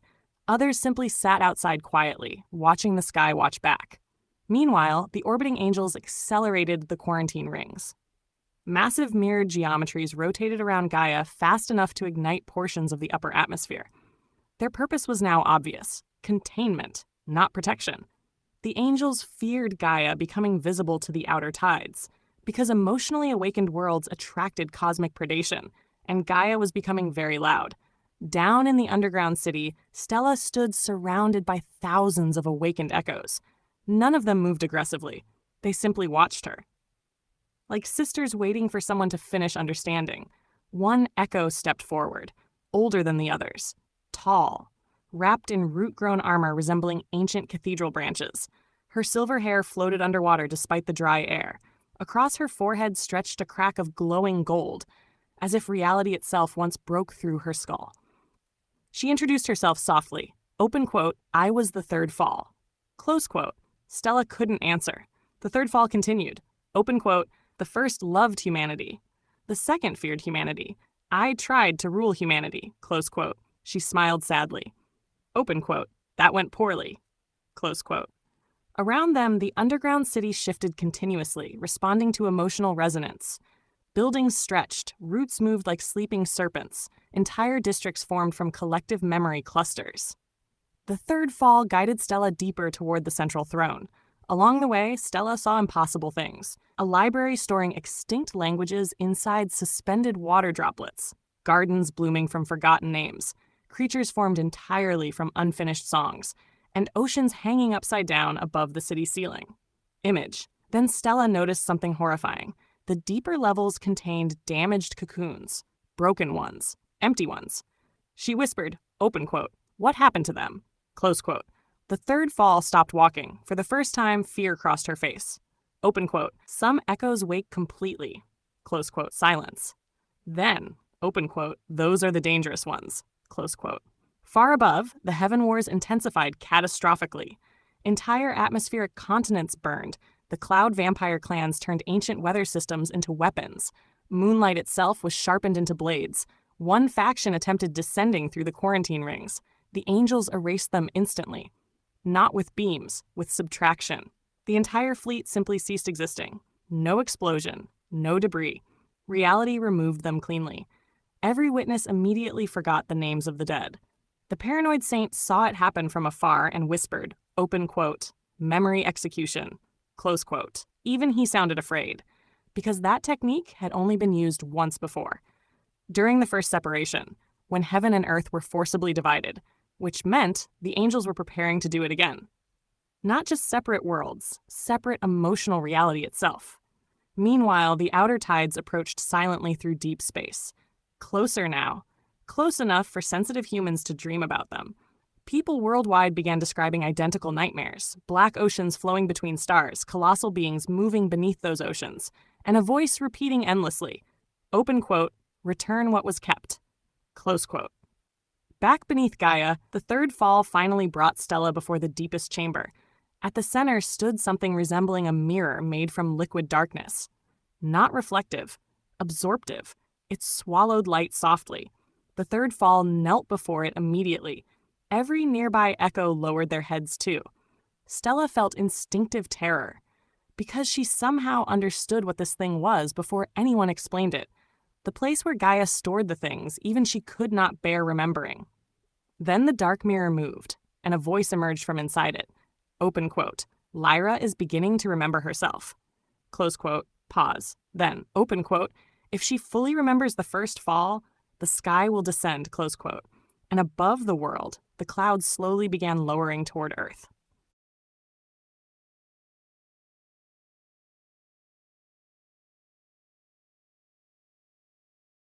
Counter Volume 12, The Descent of Heaven. At first, people thought the clouds only looked lower because of fear.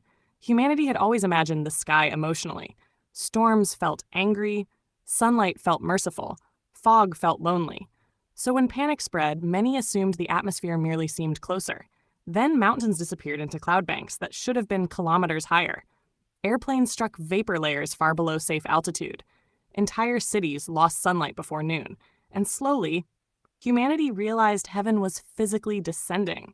The atmosphere had begun collapsing inward around Gaia, not naturally, emotionally, because Lyra was remembering.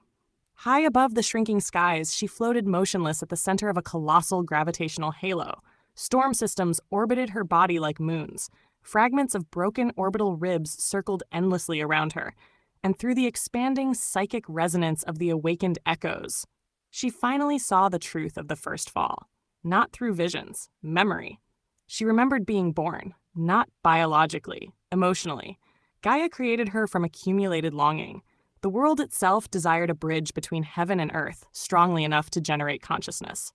The first Lyra opened her eyes inside a storm, and immediately loved humanity. Too much. She descended willingly, walked among mortals, learned language, learned hunger, learned loneliness, learned touch, and eventually fell in love with a human boy.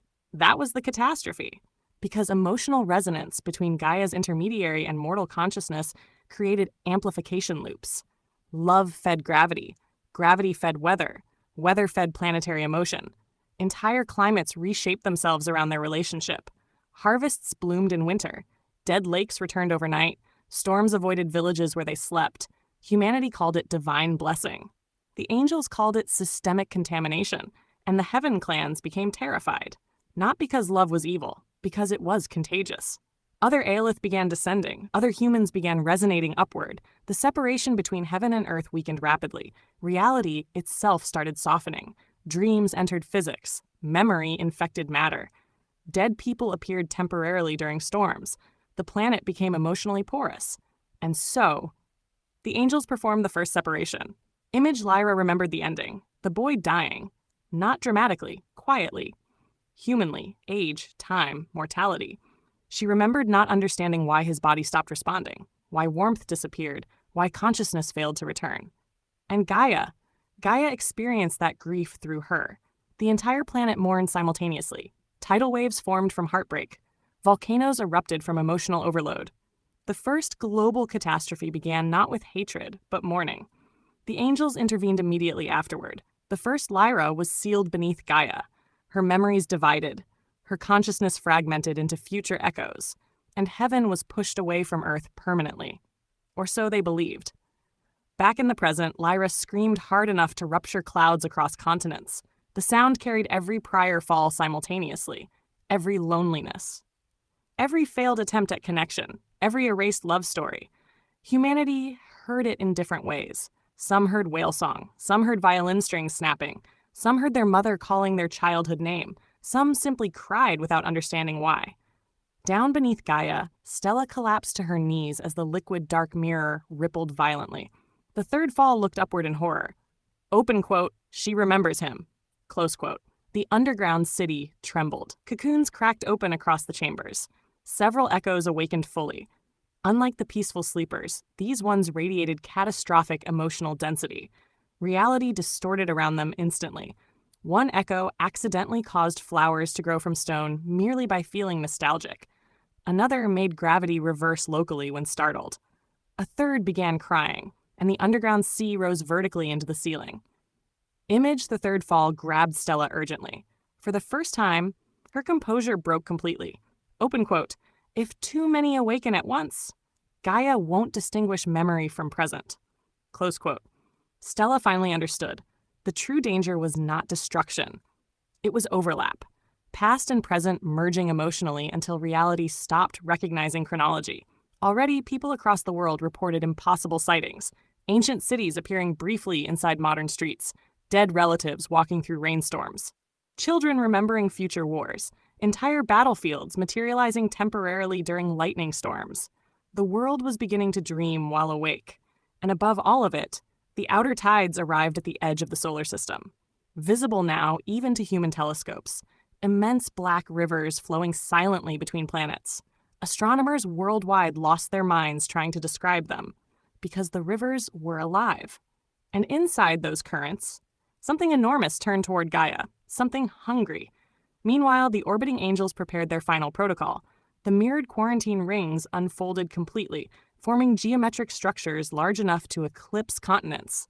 The paranoid saint recognized the configuration instantly. His face lost all color. Open quote, "No?" Close quote.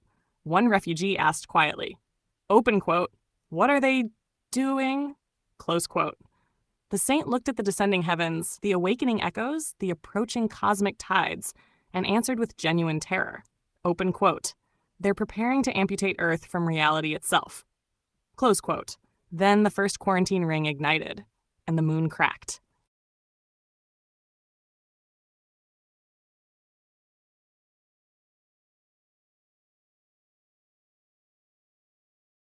At volume 13, the night the moon opened, the crack appeared silently. No explosion, no impact, no fire.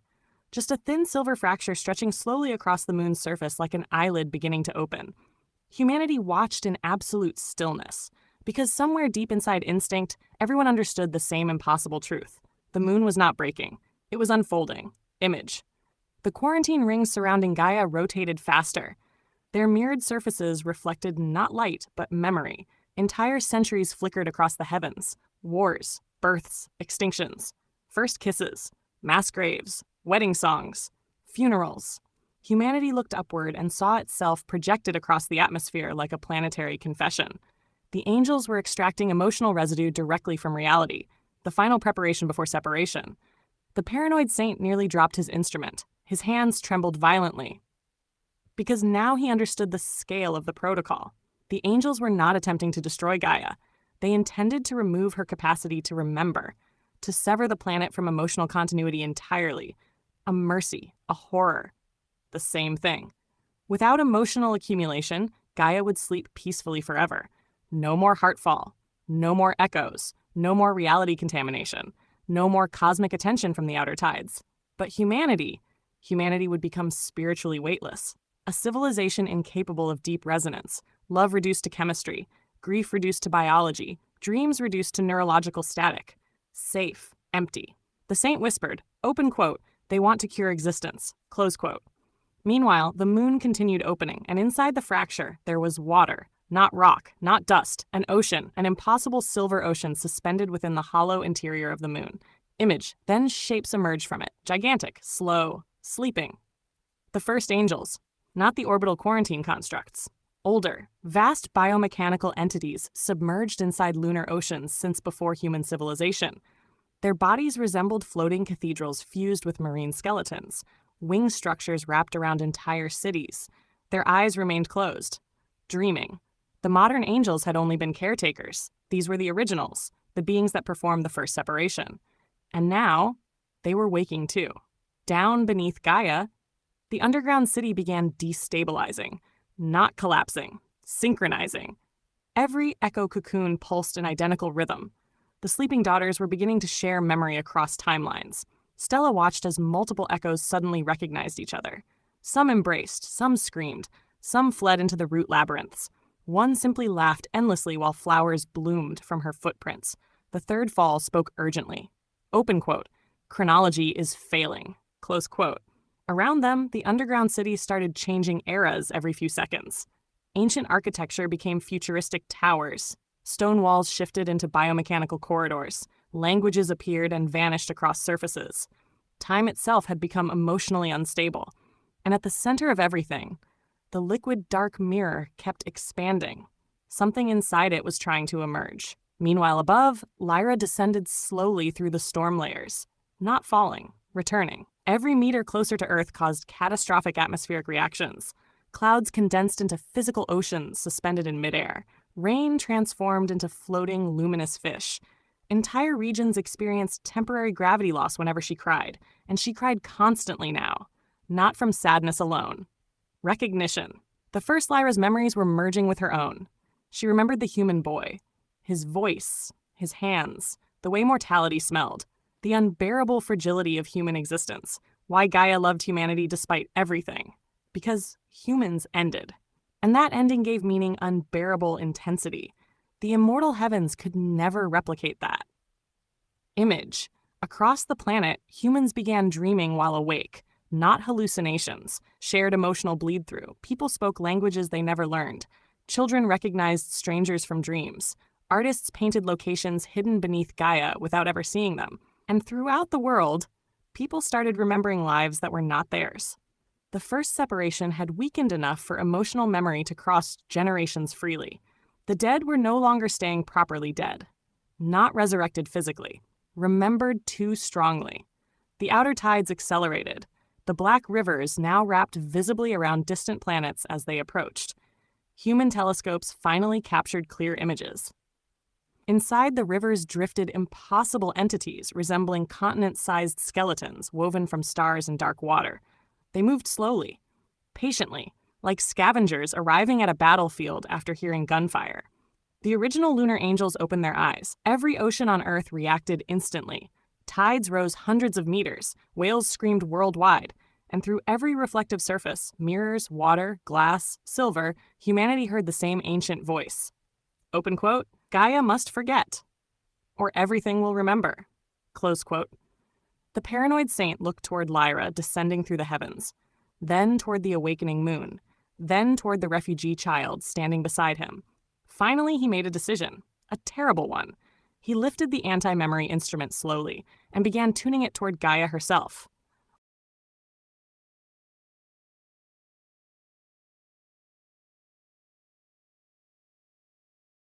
Volume 14, The Song That Could Kill Memory. The first note erased a city. Not physically. The buildings remained. The people remained. The streets, the machines, the lights, the noise, all still existed. But nobody remembered why the city had been built. Its purpose vanished instantly. Governments lost records. Citizens forgot traditions. Architects stared at their own structures in confusion. Children asked why they lived there. No one could answer. The city continued functioning mechanically, yet spiritually hollow. A shell moving from habit alone. And across the planet, every sensitive being understood the same horrifying truth. The paranoid saint had begun playing directly against Gaia's memory field. Image. The anti-memory instrument screamed again. This time, entire battlefields vanished from history. Wars forgotten mid-conflict. Soldiers dropped weapons, suddenly unable to remember why they hated each other. Some embraced. Some panicked. Some collapsed crying because emotional scars remained without attached memories. Trauma survived. Narrative disappeared. The saint's hands bled while he played. Because the instrument did not merely erase others, it erased the musician too. Every note removed part of his own emotional existence. His happiest memories faded first. He forgot faces, laughter, warmth, music. He kept playing anyway. The refugee child beside him whispered, open quote, "You're disappearing." Close quote. The saint smiled faintly. Open quote, "That's the point." Close quote. Meanwhile, high above the world, Lyra heard the song and immediately began falling faster. Not voluntarily. The anti-memory frequencies destabilized echo structures. Her fragmented incarnations started disconnecting violently. Around her, the storm oceans convulsed. Millions of luminous fish burst apart into rain. The sky bled silver. And for the first time since awakening, Lyra became afraid of dying, not for herself, for Gaia. Because if the song fully reached the root memory beneath the planet, all accumulated emotional continuity would collapse. Humanity would survive biologically. But spiritually, everything meaningful would become thinner, safer, smaller. The world would lose depth, no unbearable grief, but no transcendent love either. No devastating loneliness, but no soul-shaking connection. No memory heavy enough to wound reality. The perfect cure for existence. Imaged down beneath Gaia, the underground city began collapsing emotionally. Not structurally. The echoes themselves were fading. Some forgot their names instantly. Others dissolved peacefully into drifting root light. The third fall staggered against a pillar, horrified. Open quote, he's cutting the roots. Close quote. Stella grabbed her desperately. Open quote. Can we stop him? Close quote. The third fall looked upward through layers of earth and memory. And for the first time, she answered honestly. Open quote. I don't know. Close quote. Because the saint was uniquely dangerous. Unlike the angels, he understood humanity emotionally. Unlike Gaia, he understood limitation. And unlike the echoes, he was willing to sacrifice meaning itself if it prevented universal collapse. That made him terrifying. Meanwhile, inside the opening moon, the first angels fully awakened. They emerged slowly from the lunar ocean like ancient gods surfacing from primordial sleep. Their bodies were incomprehensibly enormous now that humanity saw them clearly. Entire ecosystems drifted within their wings. Choirs echoed from inside their rib cages, and around their heads rotated massive geometric halos resembling galaxies trapped in prayer formation. The modern orbital angels bowed immediately. Even they feared the originals. Image. Then the first angels spoke. Not through sound, through subtraction. Entire portions of the sky became silent where their attention moved, and within that impossible silence, meaning appeared directly inside living minds. Open quote, the world has exceeded acceptable emotional density. Close quote. Another silence. Then, open quote, Gaia must release the dead. Close quote. The phrase spread terror globally because everyone understood differently. Some believed apocalypse had arrived. Some believed resurrection was coming. Some thought extinction would free trapped souls. And beneath Gaia, the liquid dark mirror finally cracked open. Something stepped halfway through. A figure made from layered shadows and silver roots. Tall, beautiful, wrong. Its face shifted continuously between countless identities. Human, Aelith, angel, child, monster. And every echo in the underground city knelt immediately. Even the third fall trembled. Stella whispered, open quote, who is that? Close quote. The answer came from Gaia herself, soft, almost ashamed. Open quote, the memory I could not survive carrying alone. Close quote. The entity looked upward toward the surface, toward Lyra, toward the saint, toward the descending heavens. Then it smiled gently, and reality around it started remembering things that never happened. Cities appeared briefly where no civilization existed. People remembered conversations with dead loved ones they never actually had. Entire religions gained scriptures overnight. The borders between possibility and history began dissolving. Above the world, the outer tides reached the edge of Earth's orbit.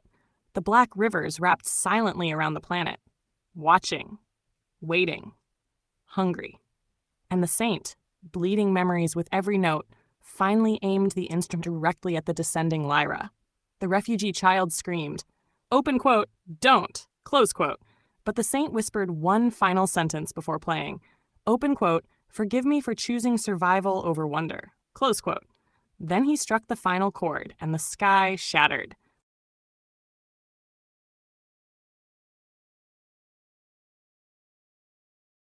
Volume 15. When the sky broke open, the sound of the final chord did not travel outward. It traveled backward, into memory, into history, into every moment that ever emotionally touched Gaia. For one impossible instant, all grief, all love, all longing, all prayer, all unfinished hope vibrated simultaneously. Then the sky cracked. Not metaphorically. The atmosphere physically fractured across the planet like glass under unbearable pressure. Massive glowing fault lines spread through the heavens from horizon to horizon. Behind them, there was water. Endless black cosmic water. The true ocean beyond reality. Image humanity looked upward and finally understood the oldest fear buried inside every religion. The world had never been sealed to keep evil out. It had been sealed to keep emotion contained. The outer tides surged immediately. The black rivers surrounding Earth awakened violently at the sight of exposed emotional reality. Enormous entities moved beneath the cosmic waters, their skeleton continents visible through waves of dark starlight. The first angels unfolded their wings fully. Moonlight became blinding. Entire oceans on Earth rose toward the broken sky like homesick spirits. The paranoid saint collapsed to one knee. Blood streamed from his eyes. His instrument cracked apart in his hands. And yet, the cord worked. Lyra stopped descending, frozen between heaven and earth. Around her, the emotional storms began collapsing. Her memories fragmented violently: the first fall, the human boy, the ancient grief, the daughters beneath Gaia. Everything started tearing apart. She screamed soundlessly because she understood what the saint had done. He had not attacked her. He had isolated her, separated her from Gaia's emotional synchronization, a mercy disguised as violence. If she fully merged, the world itself might stop distinguishing between memory and existence forever. And still, even as her consciousness shattered, Lyra looked downward toward humanity, toward Stella, toward Gaia, with unbearable love. Image. Down beneath the roots, the dark entity born from Gaia's unbearable memories stepped fully from the mirror. Reality bent around it instinctively, not because it was evil, because it carried too much unresolved existence. Every forgotten tragedy, every denied emotion, every silenced truth, every civilization erased without mourning. The entity looked at Stella kindly, and Stella realized something horrifying. It was lonely. Not monstrous, lonely beyond comprehension. The third fall whispered, open quote, "That's what happens when grief survives longer than history." Close quote. The underground city trembled harder. Many echoes began dissolving completely now. Without Lyra stabilizing the resonance, their identities fragmented.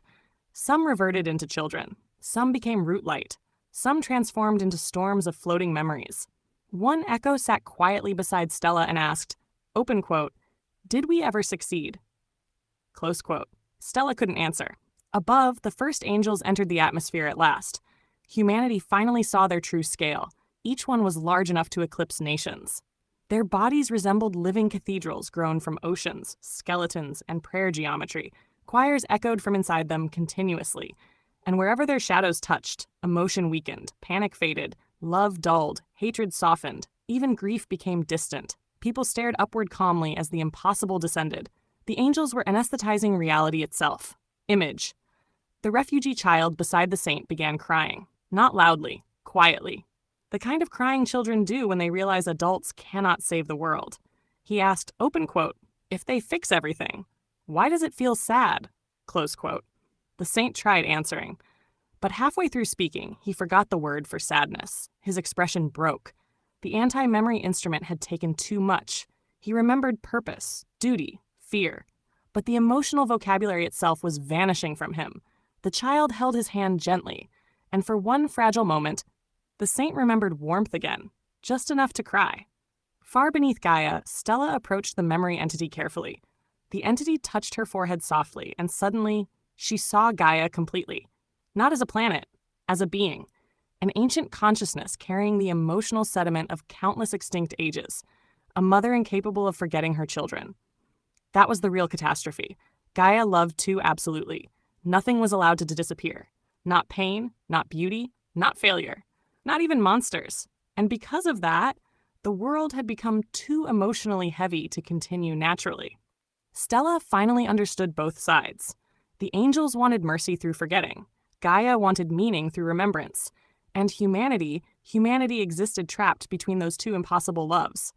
Then the memory entity whispered something directly into Stella's soul. Open quote, "A world cannot survive by remembering everything. But it cannot survive forgetting everything either." Close quote. Above the broken atmosphere, Lyra opened her eyes one final time. The fractured sky reflected inside them like shattered mirrors. And softly, almost too softly to hear, she spoke the first words ever remembered by Gaia. Open quote, "Let them choose." Close quote, silence. Then every dream, every prayer, every forgotten longing across Earth stopped moving upward and began returning home instead.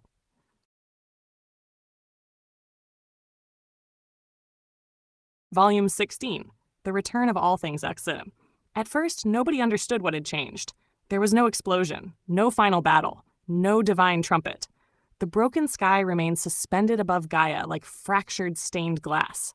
The first angels still hovered over continents. The outer tides still coiled silently around Earth's orbit. And yet, something fundamental had reversed direction. Dreams were no longer leaving humanity. They were returning. Image people began remembering themselves. Not identities, depth. The parts abandoned for survival. The child who wanted to sing. The old promise never fulfilled. The apology never spoken. The grief postponed for decades. The love hidden behind fear. The prayer abandoned halfway through despair. Everything humanity pushed upward into heaven over countless centuries came back. And it hurt. Entire cities stopped functioning for days. People sat in streets crying without understanding why. Families reunited after years of emotional distance.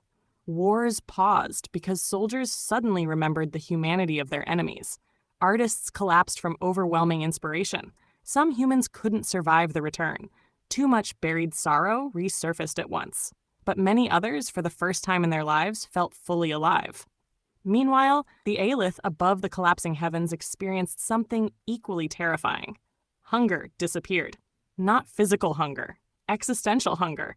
For ages, they had metabolized human longing unknowingly. Now the flow had ended, and many cloud vampires simply floated motionless in the atmosphere, uncertain who they were without the ache of borrowed dreams. Some descended peacefully to Gaia. Some dissolved willingly into mist. Some panicked and attacked the first angels. The angels ignored them completely, because even the angels were changing. The emotional anesthesia field surrounding the colossal beings had weakened. They too were remembering. The first separation, the first Lyra, the human boy, the grief they tried to amputate from existence. And for the first time in cosmic history, the angels began doubting themselves. Image. The paranoid saint wandered through silent ruins carrying the shattered remains of his instrument. Most of his memories were gone now. He remembered almost nothing personal. No birthplace, no old friends, no songs. Even Lyra's face faded when he tried holding it in his mind. And yet, he no longer felt alone, because the world itself had started carrying memory collectively again. People shared emotional weight naturally, not through supernatural resonance, through honesty. The child walking beside him asked softly, open quote, "Did we win?" Close quote. The saint looked at the broken sky, at the descending dreams, at humanity crying openly beneath impossible stars. Then answered, open quote, "I think we survived each other." Close quote. Down beneath Gaia, the underground city transformed completely. The echoes no longer slept inside cocoons. Many walked freely through the root streets now. Not trapped, not fully alive either. Something in between memory and future. The third fall sat beside Stella, overlooking the underground sea suspended above the city ceiling. For the first time, she looked peaceful. Open quote, "The cycle changed." Close quote. Stella nodded slowly. Open quote, "Because Lyra chose?" Close quote. The third fall smiled faintly. Open quote, "No, because Gaia listened." Close quote. Far deeper below them, the great planetary consciousness rested quietly, still immense, still burdened, still carrying impossible amounts of emotional sediment, but lighter now, because humanity had reclaimed part of its own weight. The memory entity beside Gaia's throne dissolved gradually into silver dust, its purpose finished. Before disappearing completely, it looked toward Stella one final time, and Stella finally recognized the face shifting beneath all its forms. It had always resembled humanity itself. Not one person, all people. The accumulated shape of unresolved existence. Then it vanished. Image above the world, Lyra continued floating between heaven and earth, but no longer trapped. The shattered atmosphere around her had become calm. The floating fish of silver rain swam lazily through the clouds. The first angels watched silently. The outer tides remained beyond orbit, still hungry, still ancient, yet no longer approaching, because Gaia's emotional imbalance had stabilized. Not solved. Balanced. Even cosmic scavengers understood equilibrium. Then something unexpected happened.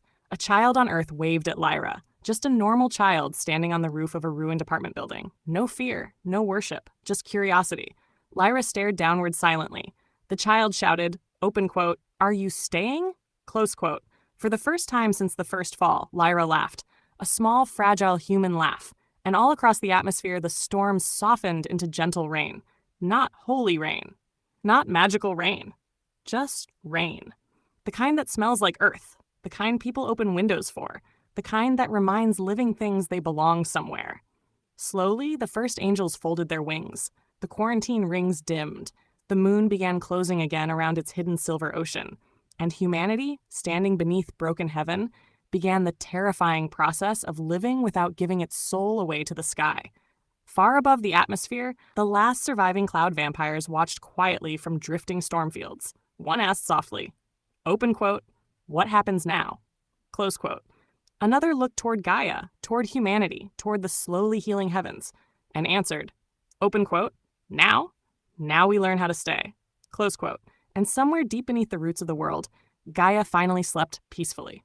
Not because she forgot, because she no longer remembered alone.